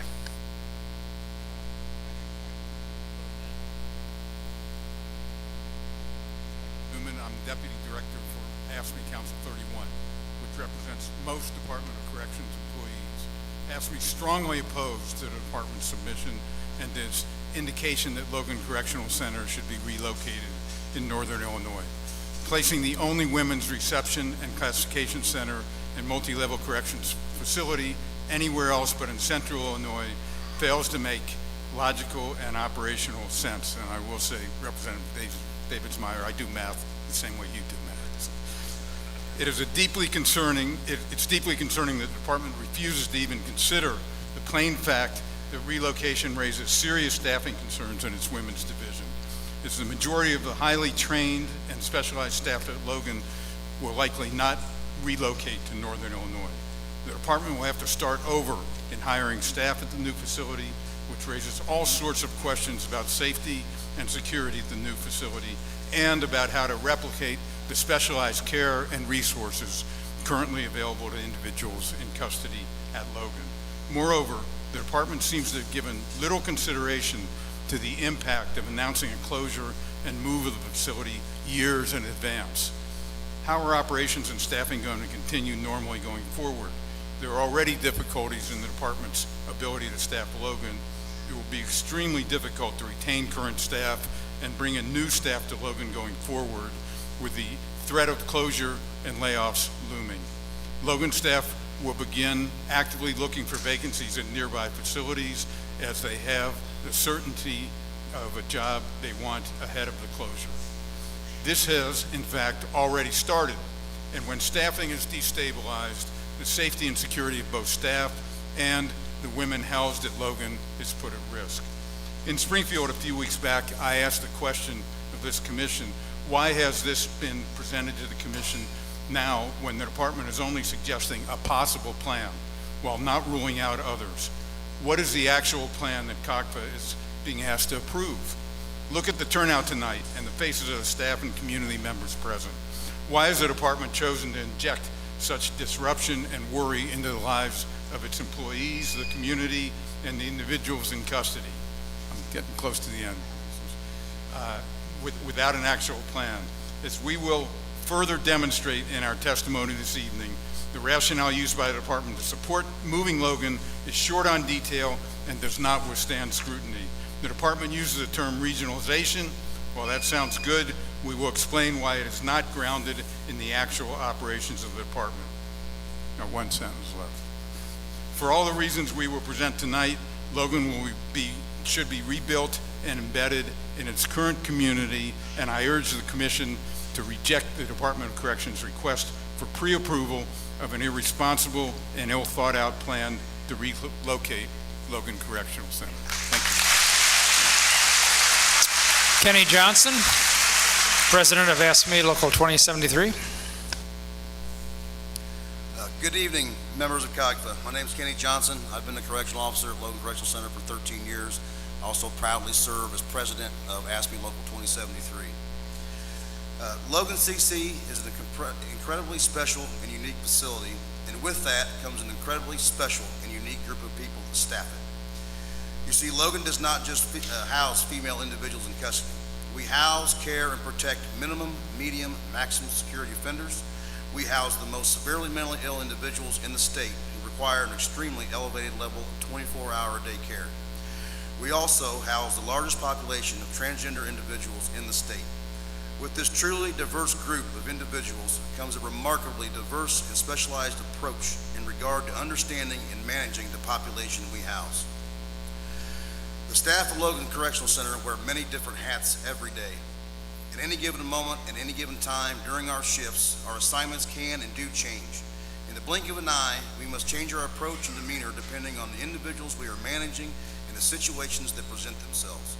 We can do that because we have the knowledge, training, and experience that has been taught to and learned from the many years of working with this unique and diverse population. To put it simply, we are the best at what we do. While the facility is crumbling, the staff are at our best. If the governor and DOC's plan to rebuild Logan Correctional Center in Crest Hill comes to fruition, the state would be losing the vital staff that make the women's division work. We are not going to relocate our families 2 hours north. Our roots are deeply embedded here in Central Illinois. The department has already invested its time, energy, and money in the staff at Logan. The governor should cherish and hold on to that investment by rebuilding here in Logan County. We are the backbone of Logan Correctional Center. It does not work without us. Build a new facility. Build a new facility, please. The individuals in custody deserve a better place to live, and our staff deserve a better place to work. And that better place belongs right here in Logan County. Thank you.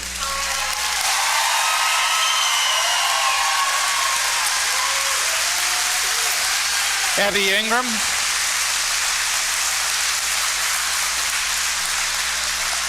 Good evening. My name is Abigail Ingram, and I am a lifelong resident of Lincoln and Logan County.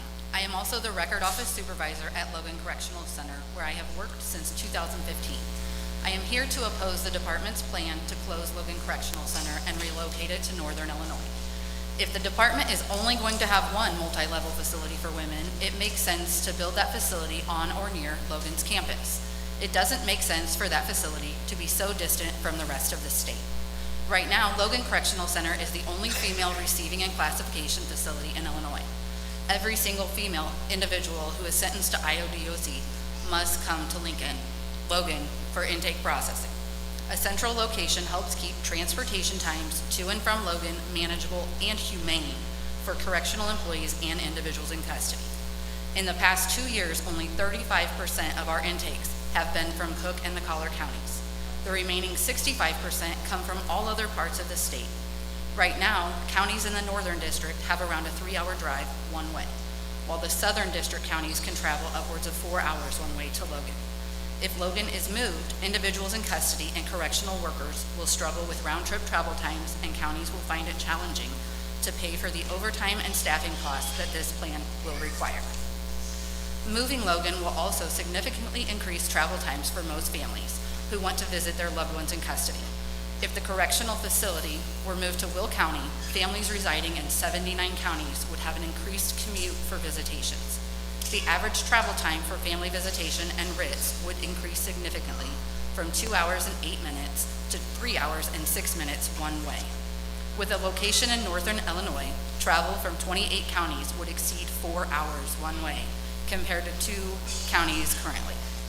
Is anyone looking out for the individuals in custody, their families, or the employees who are going to be the ones assuming the brunt of these costs? Because it does not feel like the department is. That's why I urge this commission to vote against the department's recommendation for closure. Thank you for your time. Thank you. Alfred Campbell. Good evening. My name is Alfred Campbell, and I'm a correctional sergeant at Decatur Correctional Center. I have been a state employee for 23 years and been one of the employees who have been through a facility closure as well when they decided to close Decatur once upon a time. But they kept us open, so I understand what these people are going through. I'm here tonight to oppose the department's plans to close Logan Correctional Center and rebuild it in Northern Illinois. Decatur and Logan, which are only 2 state female facilities, are worlds apart. And I think the department's plan could put a lot of state employees and individuals in custody in danger. Since its conception, Decatur has only ever been meant to house minimal security individuals. Allowing individuals to come to Decatur who have been stepped down from max to medium to minimum will put staff and individuals at Decatur in a unsafe environment. Since we are, if you've ever been to Decatur, you'll see that we have housing units that are on a dorm setting. The staff sits directly in the middle of the individuals in custody. So individuals in custody are around you 360 degrees when you're there. So putting individuals who have been stepped down in that kind of dorm setting puts staff in danger.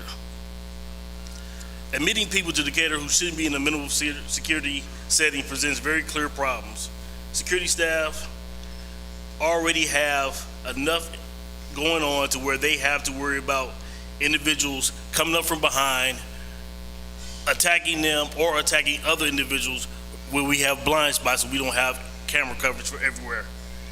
In several of our housing units, just recently, we've had the very first escape attempt, which was made in 2023. No one ever thought that an escape attempt would be made at Decatur Correctional Center. No one. But it happened because they sent someone here that did not belong at Decatur Correctional Center. We also had our very first staff assault in 2022. Again, some individuals who should not have been at Decatur Correctional Center were brought to Decatur because they were not meant to be at medium security.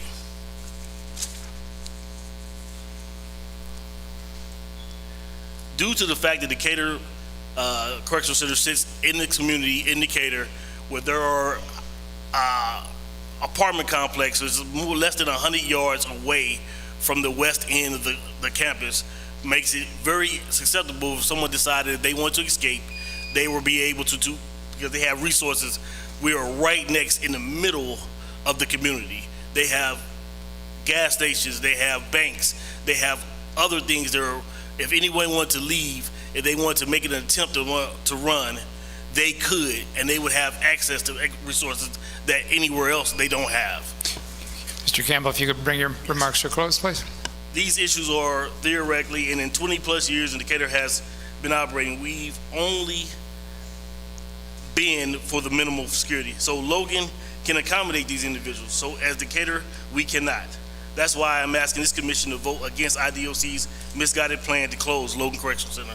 Thank you. Shayla Grantham. I am Shayla Grantham, the Educational Facility Administrator, and I want to thank you for allowing me the opportunity to speak today. Logan Correctional Center is in a state of disrepair, but relocating the facility to Will County is not a viable solution educationally. Instead of relocating, we should think about reinvesting.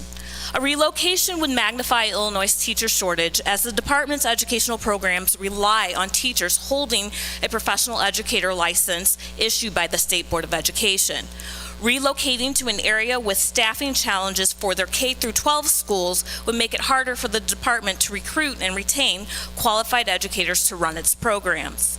Those programs and services range from adult basic and secondary education to cosmetology and university degree programs and career and technical education. Logan's cosmetology program is one of the few IDOC programs that offers a license to individuals in custody by the Illinois Department of Professional and Financial Regulation upon completion. The argument that moving Logan is necessary to expand educational programming for incarcerated women ignores all of the educational opportunities near the facility currently. There are 14 higher education institutions within 90 miles of Logan, including 5 community colleges and 3 public universities. Ample opportunities for collaboration and expansion of programming at Logan using institutions in Central Illinois exist. It's just a matter of the department having the willingness to seek out those partnerships. In closing, rather than relocating, I ask that the Commission reinvest in Logan County and Logan Correctional Center.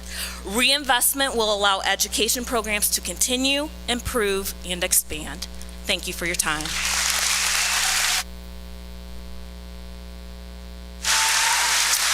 Thank you, panel. One question. I'm always slow to respond to his question. So earlier I mentioned briefly the special training, and sir, you mentioned the specific special training at Logan. Can you expand on that a little bit? Sure. So a lot of the training, just comes from experience, right? We've worked with these individuals for 10 plus years, but you're more specific to your question. We have gender-specific training that we go through at Logan Correctional Center. Actually, in 2017, it was state mandated that anyone who works inside of a women's correctional facility must be trained in CR2, which stands for Creating Regulation and Resilience. And what that is criminal justice training. It's geared more towards the female population on how to better communicate with the female population. A lot has to do with trauma-informed and trauma-based education and stats. Somewhere between 90-95% of the female population have been through some sort of trauma in their lifetime, and this training teaches you to communicate with the individuals while mitigating the chances of triggering their trauma, so that you can better de-escalate certain situations before they escalate into something more serious like a staff assault or simply having to take someone to restricted housing. It's just a communication tool that has been taught to us. It's like I said, it's mandated, it's a law that everyone that goes through it or works in the women's division goes through that training. Excuse me, it's a 40-hour training. It's pretty significant. One more reason the state should reinvest in the employees that it already has. We're talking 450, plus employees that they've paid 40 hours to go through this training. The DOC thought it was important enough to do that. As I said in my testimony, I can't think of any of my employees, my fellow employees, that are going to make that move 2 hours north.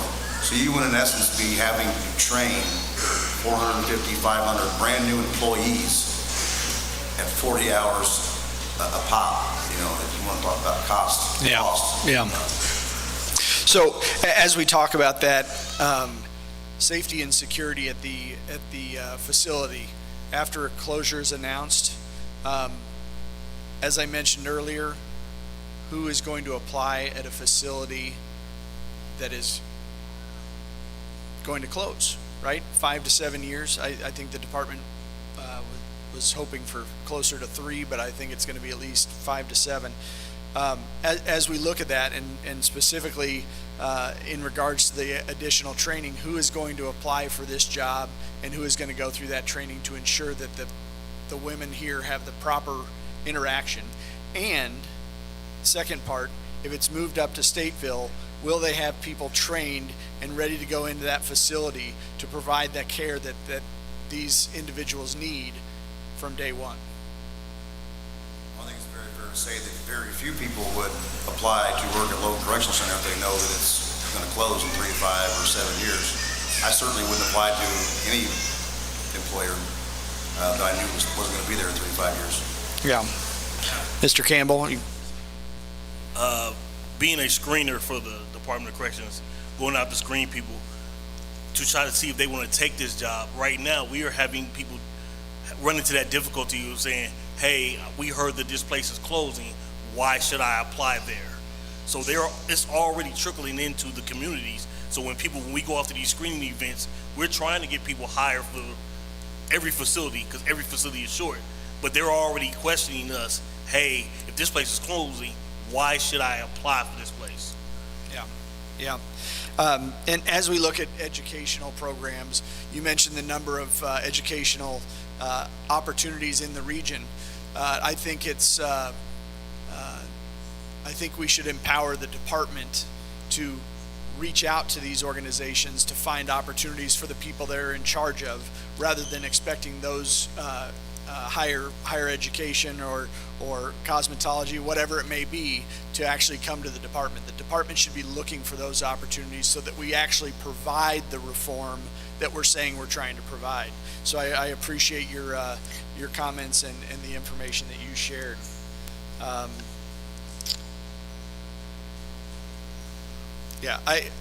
And Mr. Campbell, I think you hit the nail on the head on the security at Decatur. I don't think very many people, very honestly, from this facility, from what we heard during the tour, they said maybe 5% of individuals from this facility would qualify to go to Decatur. And so I appreciate you bringing up specifically the location of that facility, because it does matter. It does affect the community itself. I appreciate you guys being here. Thank you. Thank you, panel. The next panel will be Kalina Fish, an employee, Victoria Haferkamp, employee, Marissa Hayes, employee, Martha Merrill from Council 31, and Chris Buse, from the chief from the Rural Fire Protection District.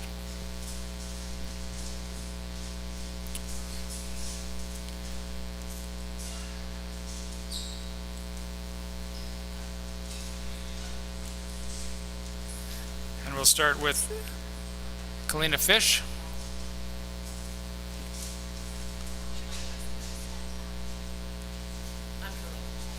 Okay, go ahead, and the other one can join us. Good evening. Can you get real close to the microphone? My name's Kalina Fish. I have 14 years with the department. I'm the reentry counselor at Logan Correctional Center. I'm here to speak on both the work that I do and the program we do to prepare our individuals in custody for reentry, as well as our additional programming that would cease to exist should the facility close.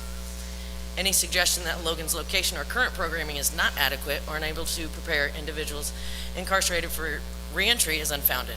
In addition to our mandatory reentry programming, such as civics class and vital document applications, each week we have regional web access for reentry resources for different areas of the state, a reentry prep program and parole school every month, and 2 separate reentry summits every year. I help them apply for SNAP, Medicaid, Social Security Disability. Since February, I've sent out over 340 birth certificate and Social Security card applications. By the way, only 9 have been sent out from Stateville. As of tomorrow, 76% of our population will have taken the civics class that's mandated, that leave in the next 12 months, 4% at Stateville. I also maintain a reentry resource room that contains an abundance of resources from all across the state. Logan also has a variety of classes, groups, and programs, including career training, technical training, industry training, financial literacy, anger management, substance abuse, religious services, women and family services, volunteer services, and that's not all of them. I've heard that the reentry services and access to more programming are being used as a reason to move Logan north. Then why do 31% of our parole violators come from Cook County and the collar counties? Why have I not been informed as the reentry counselor of all these extra resources that are in Cook County? I don't know about them. I want to wrap this up with a couple conversations that I've had recently with individuals. First thing, and one happened first thing this morning. I talked to an individual for about 20 minutes about an application for the Labyrinth House in Bloomington. This individual is from Chicago. What he stated was, I don't want to go back to Chicago. You go back to the same place with the same people, you get the same result. I don't want the same result. I want to start new and get up on my feet without the ones at the train waiting for me to bring me down, were the exact words. The other is from an individual who has a life sentence that will never qualify for Decatur Correctional Center. She said, I won't ever see my mom again. She barely makes it here. She can't and won't go further. I don't know what to do, but I know I will never see her again if we move up north. If the facility does move up north, we won't have an answer for her of when or if she will ever see her mother ever again. I strongly urge this committee to recommend not relocating Logan Correctional Center up north. Thank you. Victoria? Good evening. My name is Victoria Hinckley. Also Hafer Camp. I just got married, so my individuals know me as Miss H. I'm an employee with Wexford Health Sources as a QMHP, which is a qualified mental health professional. I've worked at Logan for 5 years, not including the 4-month internship that I completed for my graduate program. I've lived in Lincoln my whole life. I graduated from this very junior high as the first 6th grade class to come through it after it was rebuilt. So this is a very personal thing to me. I went to LCHS and I belonged to sports and service clubs. I held jobs in the community. I went to University of Illinois at Urbana-Champaign, UIUC. I did my bachelor's and my master's in social work there. And in my time at UIUC, Lincoln stuck with me. I knew I wanted to return home. I knew I wanted to work with the incarcerated population. And I worked really hard to get Logan approved as an internship site because it previously wasn't, as most of the internship sites were in the Chicago area. My internship confirmed that this was my dream to work as an MHP at Logan, so I continued to pursue that path, and working at Logan is still my dream job. As a social worker, I'm also an advocate for my patients and my clients. I've worked with most of the individuals at Logan in pretty much every area of the facility. When I say that we have the best trained staff to work with the incarcerated population here, I know that for certain. We have specialized skills and training to work with the population at Logan. As Kenny was talking about, we have CR2, which is the de-escalation situations and how to talk to individuals. We also have the trans and gender diverse training, which is called the MOS group training, which we're required to do, but also is great. And most other institutions don't have to go through those trainings. Most people don't have to go through those trainings. We utilize those skills every single day, so we continue to hone them every single day. Some women have families and children that they get frequent visits from. Moving away from the central Illinois would reduce the visits that keep most of our individuals connected to their families and help with their mental health. Moving the facility would also remove very familiar faces and therapeutic relationships that we've built as staff, as I know most of the mental health staff won't be able to relocate as well. Part of being an MHP is ensuring our individuals stay alive to see the other side of the gates one day. And I think it would be nearly impossible for the department to develop and provide the current services at Logan if it's moved, as there are still several mental health openings in the northern facilities, while Logan is one of the most staffed mental health facilities. The women in custody will be profoundly impacted for the worse. to minimize the disruption of the lives to the women, employees, and the lives of the Logan County community members, it should be rebuilt right here. I urge a no vote to the department's proposal. Marissa Hayes. Can you hear me okay? Okay. Hello, my name is Marissa Hayes. I've been a correctional officer at Logan Correctional Center for 7 years. I'm testifying today to strongly urge the committee to not consider relocating Logan outside of Lincoln, Illinois. Instead, consider rebuilding the facility on or near the current grounds here in Lincoln. My spouse is also a correctional officer at Logan and has been with the department for 5 years. Our sole financial stability comes from working at Logan. We have 3 children. Our oldest daughter has a rare form of cancer, which is LCH, and all of her doctors are at the Children's Hospital in Peoria, which she has been attending since she's been a baby, and our current health insurance allows her to continue this care with the people she has come to trust. My spouse, who grew up in Lincoln, is a primary caretaker of his grandfather, who has stage 2 brain cancer. We cannot afford to uproot our lives and leave our family behind should the facility move northern Illinois. My co-workers have also expressed that they have family members that depend on them as caretakers as well. Many of my coworkers, like me, are apprehensive. We talk about the choices we face if Logan is relocated. We could possibly make it work if there are vacancies at nearby facility, but there doesn't seem to be many. A lot of us will be faced with the decision of leaving the department or moving. For me, Logan is my home.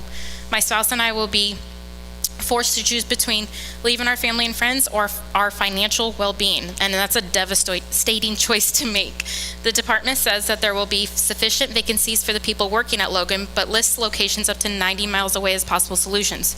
We cannot be expected to drive 180 miles in a single day to get to work. We cannot be expected to make our children sit in a vehicle that long or longer so that we can replace them in liable care before or after work.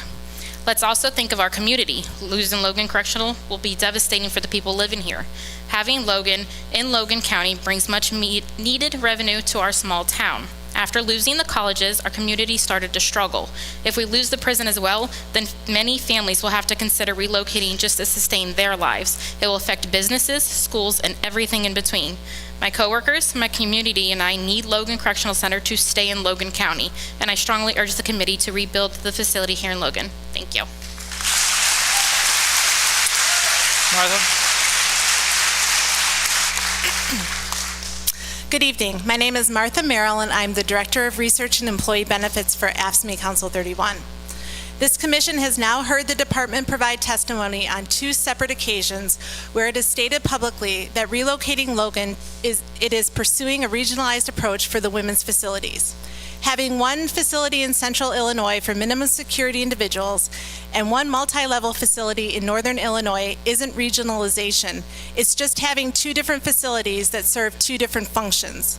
The notion being implied that the women from central and southern Illinois won't be harmed by moving the facility north because they can be transferred to Decatur is absurd. Decatur is a minimum security dormitory style facility with very different security protocols from Logan. By and large, population at Logan that could be appropriately placed at Decatur is in the process of moving so. If the department is considering in its planning to move the remaining women at Logan who are from central and southern Illinois to Decatur to minimize the disruption of its ill-thought proposal, it will do so at the peril of the staff and the women and children housed at Decatur. As the sergeant from Decatur stated, the issues we raise with the state's regionalization framework aren't theoretical. They are based on the operations and limitations of Decatur. If DOC is to operate only one multi-level facility and receiving center, then it must consider the well-being of all incarcerated women regardless. A central located facility maximizes the women's access to loved ones back home, which increases the odds of successful reentry. The staff have specialized training and years of experience working with the women at Logan. The Education Division has developed specialized and creative programming which takes into account the resources and opportunities available in Central Illinois. There are ample opportunities for collaboration and expansion of programming as has been identified. Keeping the rebuilt facility embedded in this community makes logistical and operational sense. You have heard relayed accounts from women housed at Logan that they don't want to see the facility moved because they understand the impact it will have on their families. And you've heard from residents who will have to make the devastating choice of their livelihoods or leaving this community. For their stories and for the hundreds more in this room, I urge this commission to voice its opposition to any proposal to move Logan to the Stateville campus. Thank you. Chief? Thank you. My name is Chris Boos. I'm the fire chief at the Lincoln Rural Fire Protection District. We cover roughly about 144 square miles around the city of Lincoln, including both Lincoln and Logan Correctional. I'm not going to pretend that I know a whole lot about DOC, even though my wife has worked for DOC for 11 years. My dad retired after 20 plus years at Logan, so it's been a part of my life for my entire life. I get firsthand information yearly. We're out there at the facility almost as much as some of the correctional staff. Not quite, but sometimes it feels like it. Everything from EMS runs to a tower catching on fire from a lightning strike. Stuff you can't make up, and we often joke that this is the kind of stuff that you could write a book about, some of the types of situations we see at Logan. However, seeing the reports we get yearly from the fire marshal's office does 100% back up that the facility is in disrepair, which I don't think anybody can argue that point. It is in rough shape and in either need of significant repairs or to be tore down and rebuilt. Obviously, just like everybody else, I 100% agree that it needs to remain in Logan County.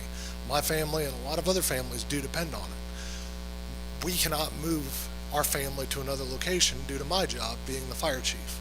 I am stuck living within the Logan County confines, nor do I have any desire to want to move.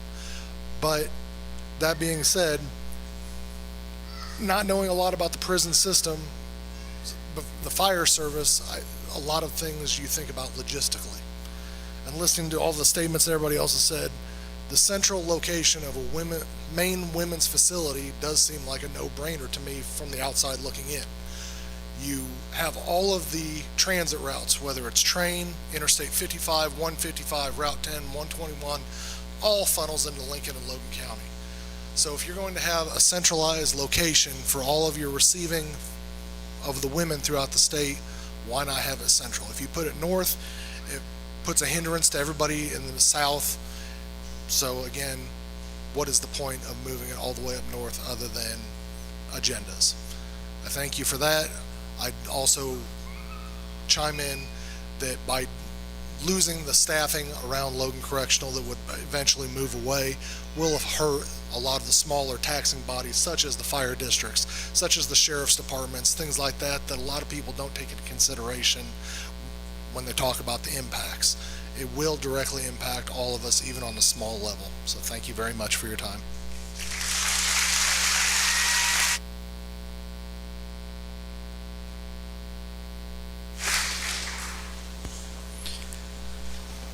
So I understand what you're saying about your family. I've got they're getting older. I got one that's almost in driver's ed next year, which seems crazy, not possible. But we come to Lincoln for the soccer tournament every year, and I always enjoy coming. And you run a good program. I want to hear a little bit more about the reentry programs. And as I mentioned earlier about some of the education stuff, do you know of any efforts by the department to go out and find more reentry programs? So one of the main things that I've always said is they say there's so much more programming out there. There really isn't programming for women in this entire state. We have a few halfway houses up there from what the inmates, a lot of them have told me, the individuals in custody have said they don't want to go up there, but that's their only option. I've never seen them, so this is coming from an individual in custody, that there are drug dealers outside of these halfway houses in Chicago. They don't want to go there. We're putting them in homeless shelters outside of Chicago. Why hasn't the state come up with more contracts for these women outside of Chicago? We just keep pushing everything to Chicago, Over 60% of our population is not from Chicago. And we want them to go to Chicago. Why? I keep saying it. We have one halfway house down in our District 5, which is from Effingham all the way down south. Yeah. We have two in District 4. They're both in East St. Louis. That covers the entire southern central part of the state. I believe we have one in District 3 from Springfield all the way across in Decatur. 1 or 2 in Peoria. Homeless shelter in Galesburg, homeless shelter in Rockford. Let's just keep putting, how are we supposed to rehabilitate them when we have nowhere to put them? Yeah. They need this, they want it, we need drug rehabs, we need that. And they're saying their higher sentences up there, out of the 290, this was as of April, the 290 Cook County incarcerated individuals, only 15 of them were nonviolent. They're gonna have higher incarceration time. Yeah, 15 absolutely. out of 190. But we just had 5 murderers from down south come in, just so you know. So have you seen pressure from the department to fill in these gaps that they're saying we have in our reentry? No. Okay. The biggest thing is every facility only has, I'm only one person. So, I mean, All of the reentry. in order for you to be able to fix the problem, you have to be told, we need to, I mean, if it's being done at another facility, they certainly try to replicate the good stuff at other facilities, right? So that's certainly a direction that the department should go. I'm more than willing to. Can you, put more effort in. can any of you mention anything about mental health professionals and what particularly makes you qualified? So for mental health, we have several different types of mental health workers. So we've got behavioral health technicians who might mainly run groups and answer crisis intervention calls, which is when anybody feels like they need to talk to somebody right now. It could be somebody that's suicidal, it could be somebody that's going through something. I know I've done crisis personally on people that have just lost their family members. Those individuals have to minimally hold a bachelor's degree, preferred in a social science of some sort, so psychology, social work, forensic psychology. We have had people with like education and things like that to be an MHP, which is a mental health professional. You have to have a master's degree and a license that is acknowledged by the Illinois Department of Federal Professional Regulation, Financial, something like that. Yeah, IDFPR, yeah. And the license has to be a licensed marriage and family therapist, a licensed professional counselor, a licensed clinical professional counselor, a licensed social worker, which I am, or a licensed clinical social worker, or a licensed clinical psychologist. We also have openings for, they're not filled right now, for clinical psychologists to be site directors and unit directors, which are basically just bosses, but it requires the same type of education. So you're looking at 4 to 5 years, sometimes even more than that for the psychologists, of education and training, and then most of that education and training, you also have to complete an internship. Generally, it's unpaid. So. And thank you for bringing the internship to Logan County. All right, thank you, panel.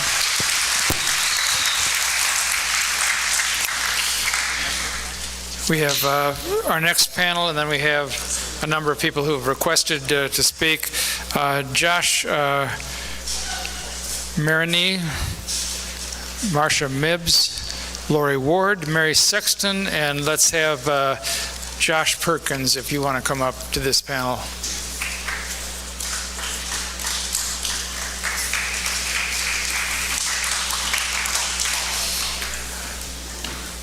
All right. We want to start with Josh Marine. Marine. All right, go ahead. Thank you. My name is Josh Marine, and I am actually an instructor at Logan. Honestly, Logan opened in January 1978 as a prison. My dad started out there in January 1978. I am born and raised in this environment. I've been out there, this year would be my 25th year. I have been there when we were co-ed, I have been there when we are male, and I have been there since the female division has come back. I've been every role you can imagine out there, almost every assignment in every department, officer, counselor, and I've actually helped deal with programming and dealing with the incarcerated individuals, and even some of the ones that spoke here today, and I wish they would have stuck around so we could have talked afterwards. But I am now the instructor for some of the programming that we're talking about now. And some of the stuff that we have discussed already tonight, dealing with this closure and moving up north, and a lot of it just does not make sense. The closure that we dealt with in the past, dealing with Dwight Correctional Center, was moved from up north to the central region for the very reason that they are saying is being moved back up north now. That don't make any sense. All right. So at Logan, we have been through the struggle. We have been through the growing pains. We were tasked with dealing with a population that we were not trained for. And now we have had to work very hard with a staff that care. These staff do not come to work every day because of the accolades. We are in a thankless profession. And now we come to work and we deal with the individuals, and we had to do the struggles at the very beginning and learn and go through all those pains at the beginning because we were not trained to do so. But now we are. You will not find a better trained staff in the state of Illinois. You cannot replicate this. There is 27 facilities in the state of Illinois. 24 of them deal with men, 3 deal with females. All those 24 different facilities that deal with men, we encompass all of that inside one fence at Logan Correctional Center. Every day is chaos. It is organized chaos. And the only reason we make it through is because of the staff that we have out there now and the heart that they have for this job. And the stuff that has been represented and given to us and even mentioned here tonight, I will even go to the department's proposal under number 8.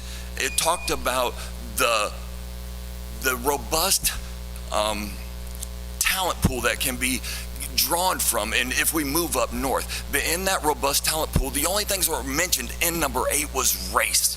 The fact that we talked about 3 races in Logan County and 2 races up north is absolutely reprehensible. That fact that race was mentioned in the beginning to talk about a robust talent pool, I can tell you right now, as I am a recruiter for the state of Illinois, I meet with young people that are looking for jobs. I am a screener and I'm also a trainer. I have trained every If you could bring your remarks to close. in the state of Illinois. And I can tell you right now, at no point in time have we ever looked at the race of the people that we are training there to deal with that. And just like Dr. King said, I hope that we can look at the content of people's character, not the color of their skin, to accomplish this task.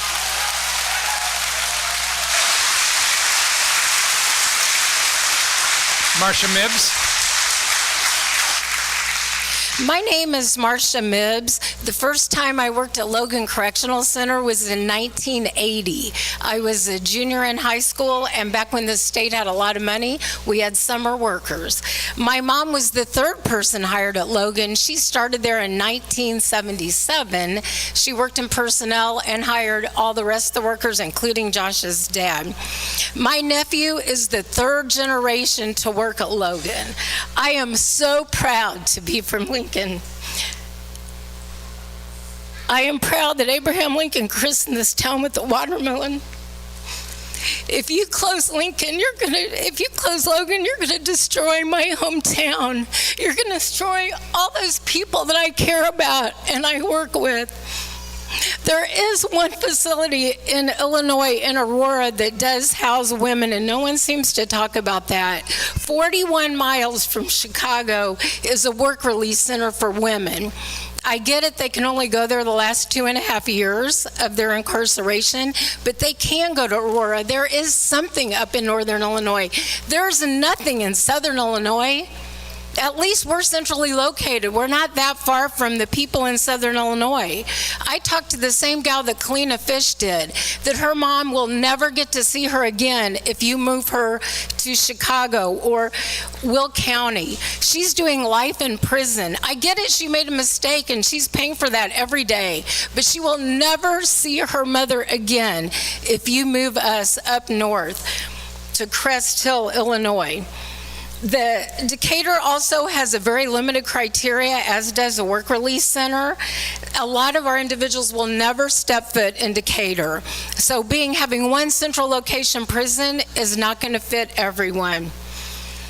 In closing, I want to say that Lincoln matters to me, Logan Correctional Center matters to me, and we're going to fight with everything we have to keep this in this community and keep this community alive, because our lives matter too. Lori Ward. My name is Lori Ward, and I am currently the Accountant Supervisor at Logan Correctional Center, and I am a citizen of Logan County. I am opposed to the plans to rebuild Logan Correctional Center in Crest Hill. I have worked for the Department of Corrections for almost 11 years and have lived in my current home in rural Logan County for over 30 years. I have 5.5 years before I can retire. My husband has a job, he's established, he's got 3 years before he can retire. There is no way we can move and relocate to Crest Hill. I agree with the fact that Logan needs to be rebuilt, but I do not believe that the rebuild needs to be done on the grounds at Stateville. There is plenty of ground here in Logan County where it should be built and where it should stay. The staff at Logan has persevered through many changes and challenges, but we have never given up and have been committed to Logan. In return for our dedication, the governor and DOC have decided to rebuild Logan 142 miles from its current location. We continue to come to work stressed over when we will receive a pink slip stating that Logan is going to close. It could be days after this hearing, it could be months, it could be years. We don't know, but we're expected to come and continue to do our job, stay the course, and keep it going. I feel like we deserve to know when this is going to be and how long it's going to be. This no plan is not an option. You're messing with our lives, our families, our friends. We're all deeply rooted here, and we all work hard at our job and continue to do, even though we're probably going to get a pink slip and we're going to have to move, which is, it's just messing with our futures. There's only one accountant supervisor at every facility within one facility, and right now I think I'll have a job if it was to close, but 3 to 5 years, that's not guaranteed. And asking me, my last 2 years of working, to have to drive 142 miles or relocate, that's not an option. I would have to demote, and if I demoted, I'd have to go to an accountant tech 2 to stay within corrections, and that's a $2,400 a month cut in pay. That's not fair. We have worked and done our time here, and we deserve to get to stay. Expecting us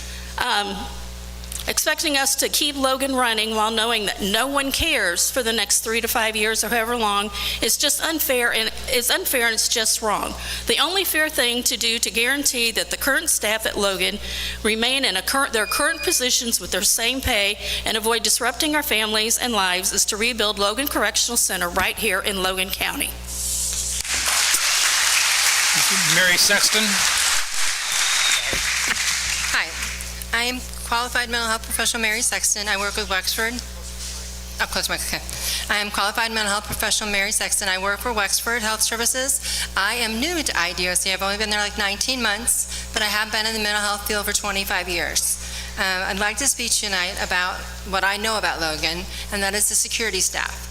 I've been in lots of places in 25 years that have not been safe. I have not felt safe. I have been attacked. I have had multiple events that have not been secure. In the 1.5 years that I've been at Logan, I have felt more secure than I have anywhere else, mostly because of the relationship that we have with the security staff and the superior security staff that we have at Logan. I've never had a problem where I felt like I was unsafe with any individual in custody in the entire time that I've been at Logan.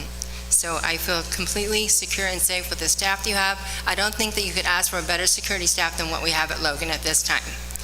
The specific point I want to make tonight is in reference to our mental health division. Basically at Logan right now, we're running a developmental center. Where I work is in it's under the guise of a prison. I work in the crisis unit up on 41. Several years ago, the state decided to close the developmental centers. And basically what happened to those people is they got put out on the street. And now where are they now? They're in our prison system, and I work with them every day. And over 200 of the individuals in Logan Correctional Center are on what we call a residential treatment unit. They receive extensive mental health treatment every day from the best mental health team you're ever going to find at Logan Correctional Center. We are not relocating.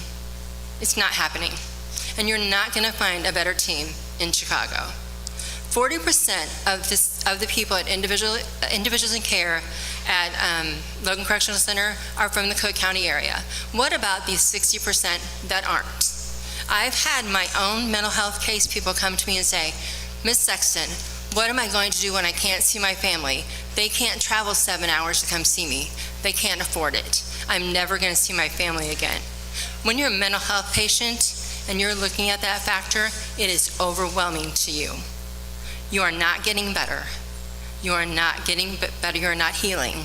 It's hard as a mental health person to work with that person and give them any hope when you know it's not there.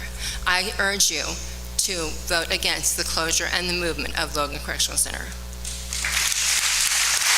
Josh Perkins. How do you do? My name is Josh Perkins. I'm an old CO now, a new counselor. I come to you to speak to the opposition to the closure of and relocation to Logan Correctional. It might be a little disjointed. I'm going to try to skip through a little bit. As the economic argument, I'm sympathetic to the notion that the state should not maintain spending for the sole purpose of economic activity. However, closing Logan and rebuilding it elsewhere will not prove to be advantageous. The CGL report, as I read it, suggested about $116 million in deferred maintenance. Even if we double that number, we're still well under $400 million, and I'm with Senator DeWitt. $400 million in Chicago seems, I don't know, maybe. Further, Dr. Ewing's report lays out a case for positive economic outcomes. What we can reasonably conclude is, unfortunately, we don't have concrete plans as to what this will look like.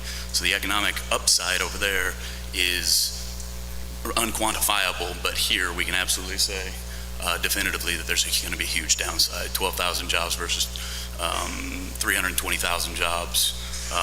Going to be a huge downside here, a relatively unknown, smaller upside up there. The department's advisory board meeting minutes are littered with mentions of they can't staff Will County. They can't staff these areas. The director happened to mention they're hoping that maybe they can get more women to work up there. Increasing barriers to entry in a place that they already can't staff, it just does not seem likely that they're going to be able to continue a high level of programming if they can't have staff for it. This announcement has created a bunch of uncertainty, just as you said, sir.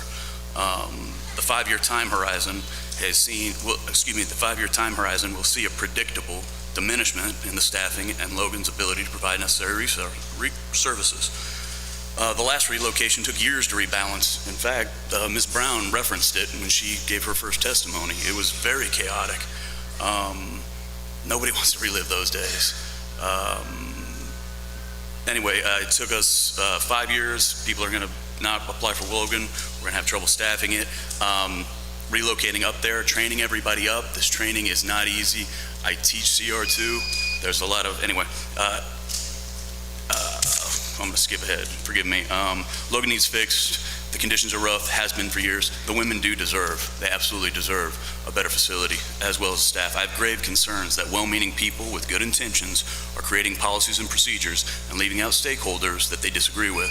I help teach concepts like bias, motivated reasoning, system 1 and 2 thinking, and choice architecture. I dare say those with advanced degrees are also susceptible and often most convinced of their absolutist positions.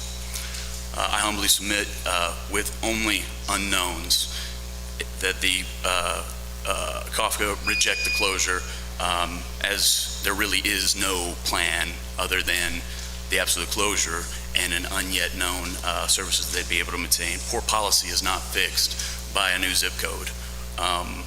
Let's talk collectively about doing what's right for the community, for the women. These people will become our neighbors. We should want to look out for them. We should be trying to do right by them. We should be working together, not against each other. Thank you.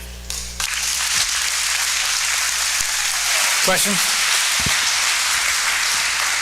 I just, Josh, you mentioned something earlier that I will say I don't often get a chance to talk about, and it's race. As a white male, I don't have an opportunity to talk about it. But I do want to say one of the things that was talked about in Stateville was the incredibly diverse workforce that they had. And I think there's a lot more opportunity for that because they have an incredibly diverse community. So as we look at this, we are telling minorities in smaller communities that they don't matter because they're a smaller portion of the population. And that's certainly frustrating. It's definitely frustrating for all of us. So anybody in a downstate community that's a minority is being told right now that they don't matter because the population doesn't match what they're looking for. So thank you for bringing that up. Thank you, panel.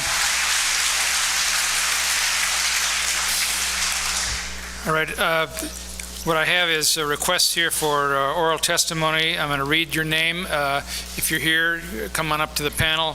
Barbara Stroud-Borth, are you here? Okay. Karen Jones. Janet Langenbaum.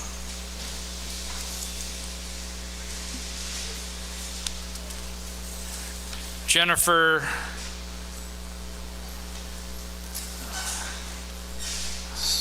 Stossy.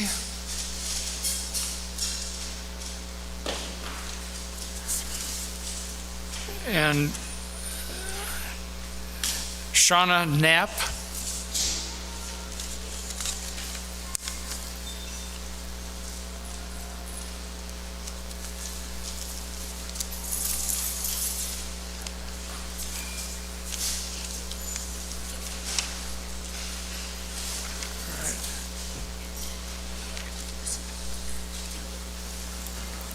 Shannon Kelly.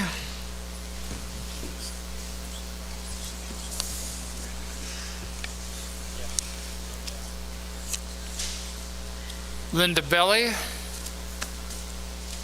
It's you right there. Abigail Ingram. Oh, you've already done? Okay. Dr. Gary Davis.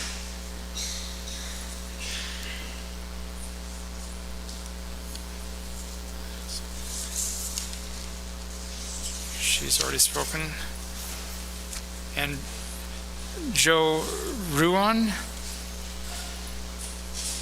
It's hard to read somebody's writing, but is Joe here? And I think that's all the ones I have. So if you have filled one of these out and your name wasn't called, let me know. But who wants to start? Should we just start down at the end? Introduce yourself, and you've got 2 minutes. Get the mic real close and turn it on so it's, yeah, there you go. My name is Karen Jones, and I'm employed at Logan. My husband and I call Logan our home for over 30 years. We have been informed that there will be enough positions within the 90-mile radius to employ all of Logan's current employees. To expect someone to drive up to 90 miles one way to keep their job isn't realistic. Although the rebuilding of Logan is needed, relocating to Northern Illinois isn't the answer. Moving Logan wouldn't only affect myself, but our community, individuals in custodies, and their families. Small businesses depend on the support of their community to stay open. Logan currently has 464 employees. If even half of them employees could no longer support the small businesses, this could cause these businesses to close their doors. We've had plenty of closures in our community as it stands. Where Logan sits right now, it is centrally located. The state already owns enough land in the same area that Logan could rebuild on. Northern Illinois will remain as the rebuild site of Stateville, therefore their community and small business will not be negatively impacted. Decatur Correctional Center is the only other women's prison in Illinois. This facility is currently only 39 miles from Logan. Moving Logan up to the Northern Illinois will add an additional of 108 miles.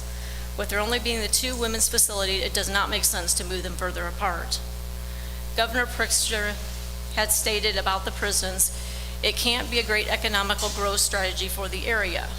Taking away an established facility that is currently providing jobs to hundreds of people in this area isn't a great strategy either.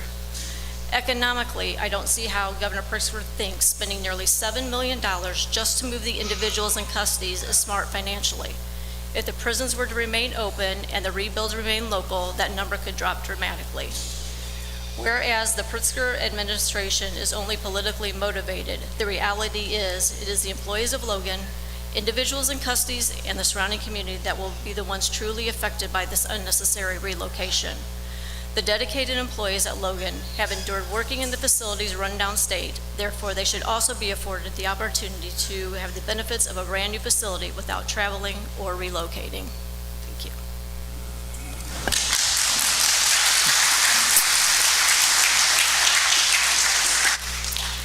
I'm Pastor Barbara Stroudborth. I've lived in Logan County 17 and a half years. This is my forever home. I will be buried in Logan County. I do not work at one of the correctional facilities, but I know that their continuing employment contributes to my quality of life here. I have already seen the closing of 2 colleges, a major grocery store, and a lot of other small businesses in just a short time that I've been here. And if you go back farther in Logan County history, you have more. What happens in Lincoln affects those of us who live in the entire county. And we are early in the planning process. I mean, somebody said, oh, it's all decided already. Well, I don't believe that. I mean, there's a vote tomorrow, but even that can be changed. And I think that we have to keep working to see that change, because the planning process has just really begun. Even the little bit that's in the budget is just the beginning. It's not the whole thing, right? Am I right about that? It's what's in the budget is just the beginning, right? Okay, so we have time, I think. So we have to keep, talking to the governor and to those on the commission and other people that make decisions to change the plan. Do not move the prison out of Logan County. Rebuild it, fix it, but don't move it. In addition to all the families and of the staff, every business, every school, the police and fire departments, and every church will be negatively affected by moving the correctional facility out of Logan County. So please do not move it. Thank you. My name is Shannon Kelly. I am a retiree of the Illinois Department of Corrections. This is my second time testifying in front of this committee, as I was a president in 2011 when we successfully fought to keep Logan Correctional Center open. I, like Josh, am in this community thanks to the prison. My family moved here when it opened. I would like this committee to go back and fact find these questions. If Joliet can't properly staff 2 facilities, how are they going to staff a 3rd?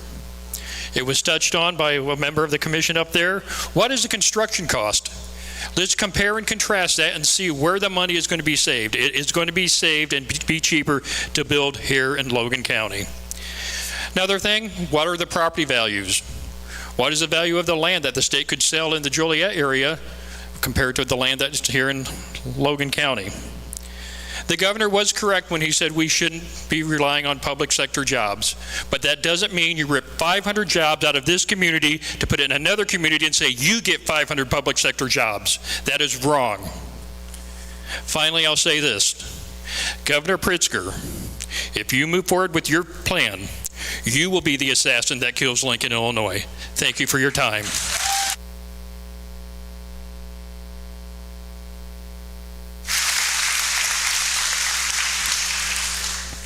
Hello, my name is Shauna Knapp, and I'm over in the Peoria area.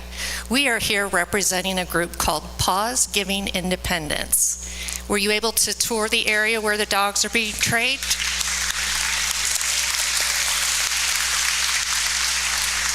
Thank you, everybody. As we were coming in, I just have to say, I heard whispers, the dogs are here. The dogs are here. PGI is here. And that feels so good to us as the volunteers. Our entire organization is funded and we are supported by volunteers. There are no paid positions within Pause Giving Independence. We have been an organization since 2008, and we started here at the Logan Correctional Center in 2013. So we are very familiar with the program here. We could not operate without the ladies here. I'm going to give you just a brief description of what PGI and how we are. I am a puppy raiser. that little, well, he's not little, the big dog that's over there, he was my first puppy that I raised. His name is Ace. Many of the people in here know who Ace is. Since then, I've had 4 more puppies. But that's only I have them from 2 months to 10 months. They then go into Logan Correctional Center. That's where the really hard work is done. They do the intermediate and advanced training. The ladies help with us to provide ideas of where the dog's going to be located at. What is he good at? We don't make the dogs do anything they don't want to do. We already knew Ace is going to be a big guy. He wants to work. He wants to help people. He's a physical assist. He's always looking to do things. But there's also dogs who are more social. And so we have Lucy here, who is a wonderfully well-trained dog, but she's very social, and she's also very good at helping with children. So she actually works with St. Jude over in Peoria, and she helps children with their physical therapy. So that's just one opportunity. So we not only do therapy work, we do physical work. There's also a dog, her name is Kiwi. She's over at the Peoria County Courthouse. She works with the children to help them. They have to testify about some very serious and tough situations. And so that's Kiwi. That's just one of our other wonderful dogs. So that's what PGI is here for, but we're also here to help everyone to support the Helping Paws program, because it has made a huge difference, not only in the recipients' lives, but also the people who work at Logan, as well as the ladies who train them. Thank you.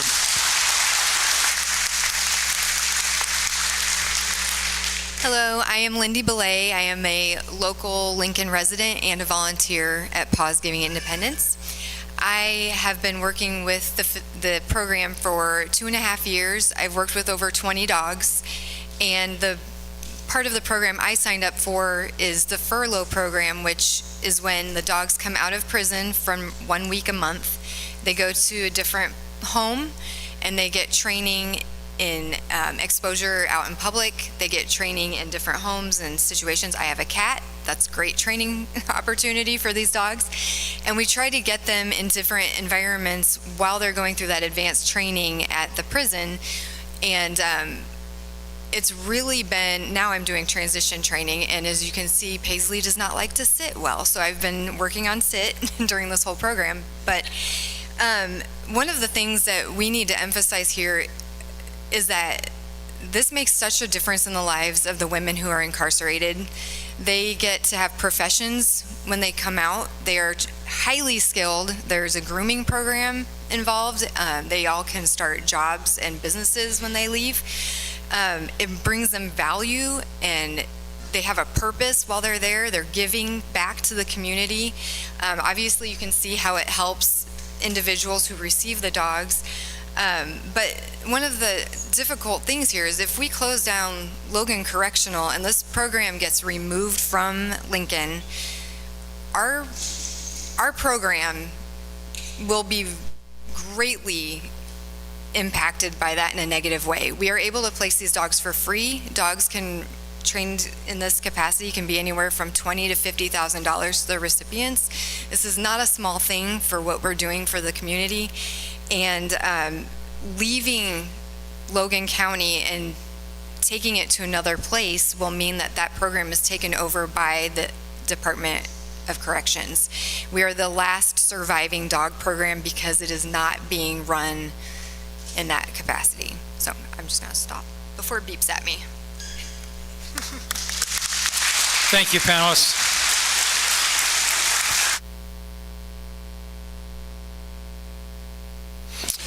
That is all that we have in terms of who has requested oral testimony. I just want to say thank you all for your participation tonight, for being respectful of all the speakers. This is a serious issue, and we appreciate all your input. Thank you.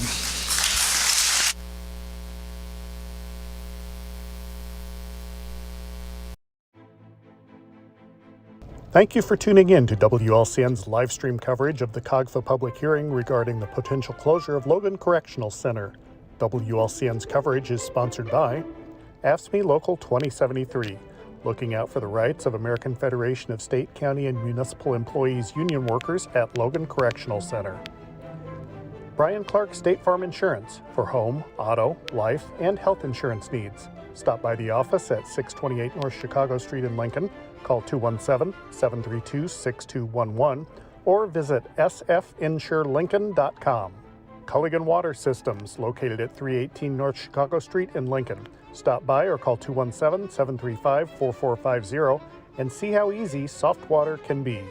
Culver's of Lincoln, proudly supporting area organizations with fundraising events at the restaurant. Stop by Culver's for a world-famous Butterburger at 2530 Woodlawn Road in Lincoln. Chris Coyne State Farm Insurance, with offices in Lincoln and Atlanta, offering great rates on home, auto, life, and renter's insurance. Call 217-732-7755. Duval's Automotive, offering complete auto repair and maintenance on most vehicles, including heating, air conditioning, brakes, and more. Stop by 729 North Chicago Street in Lincoln or call 217-735-5545. First National Bank in Tremont, striving to build relationships and to meet communities' financial needs. Located at 710 Woodlawn Road in Lincoln and online at tremontbank.com. Member FDIC, Equal Housing Lender. Grau Incorporated, serving Lincoln and Logan County since 1953. Located at 1905 North Kickapoo Street in Lincoln. Phone 217-735-4444 or go online to grauinc.com. Holland, Berry & Bennett Funeral Home, family owned and operated, offering loved ones comfortable facilities and services by caring professionals Chris and Leslie Bennett. Call 217-732-2638 or learn more at hbbfh.com. Lincoln American Legion Post 263, helping veterans and serving the local community. Stop by for one of the fundraising dinners and check out the rooms available for rent for your next event. Located at 1740 5th Street in Lincoln, phone 217-732-3743. Lincoln Heating and Cooling, located at 1716 Tremont Street in Lincoln, phone 217-735-5835. Local independent health insurance agent Dara Entwistle, serving families in Logan County and across Illinois for over 10 years. Stop by her office in Suite 6 at 101.5 South Kickapoo Street or call 217-651-8046 and have Dara advocate for you. Me Realty, locally owned and operated. Me Realty is Logan County's top producing real estate agency year after year. Call 217-735-5424 or browse listings online at merealty.com. Michael Gall, project manager with Central Roofing LLC. Michael is a resident of Logan County with over 40 years of experience in the roofing industry. Call Michael at 217-553-6938. Pluto Commodities, providing services in grain and livestock marketing, grain and livestock consulting, and futures brokering. Contact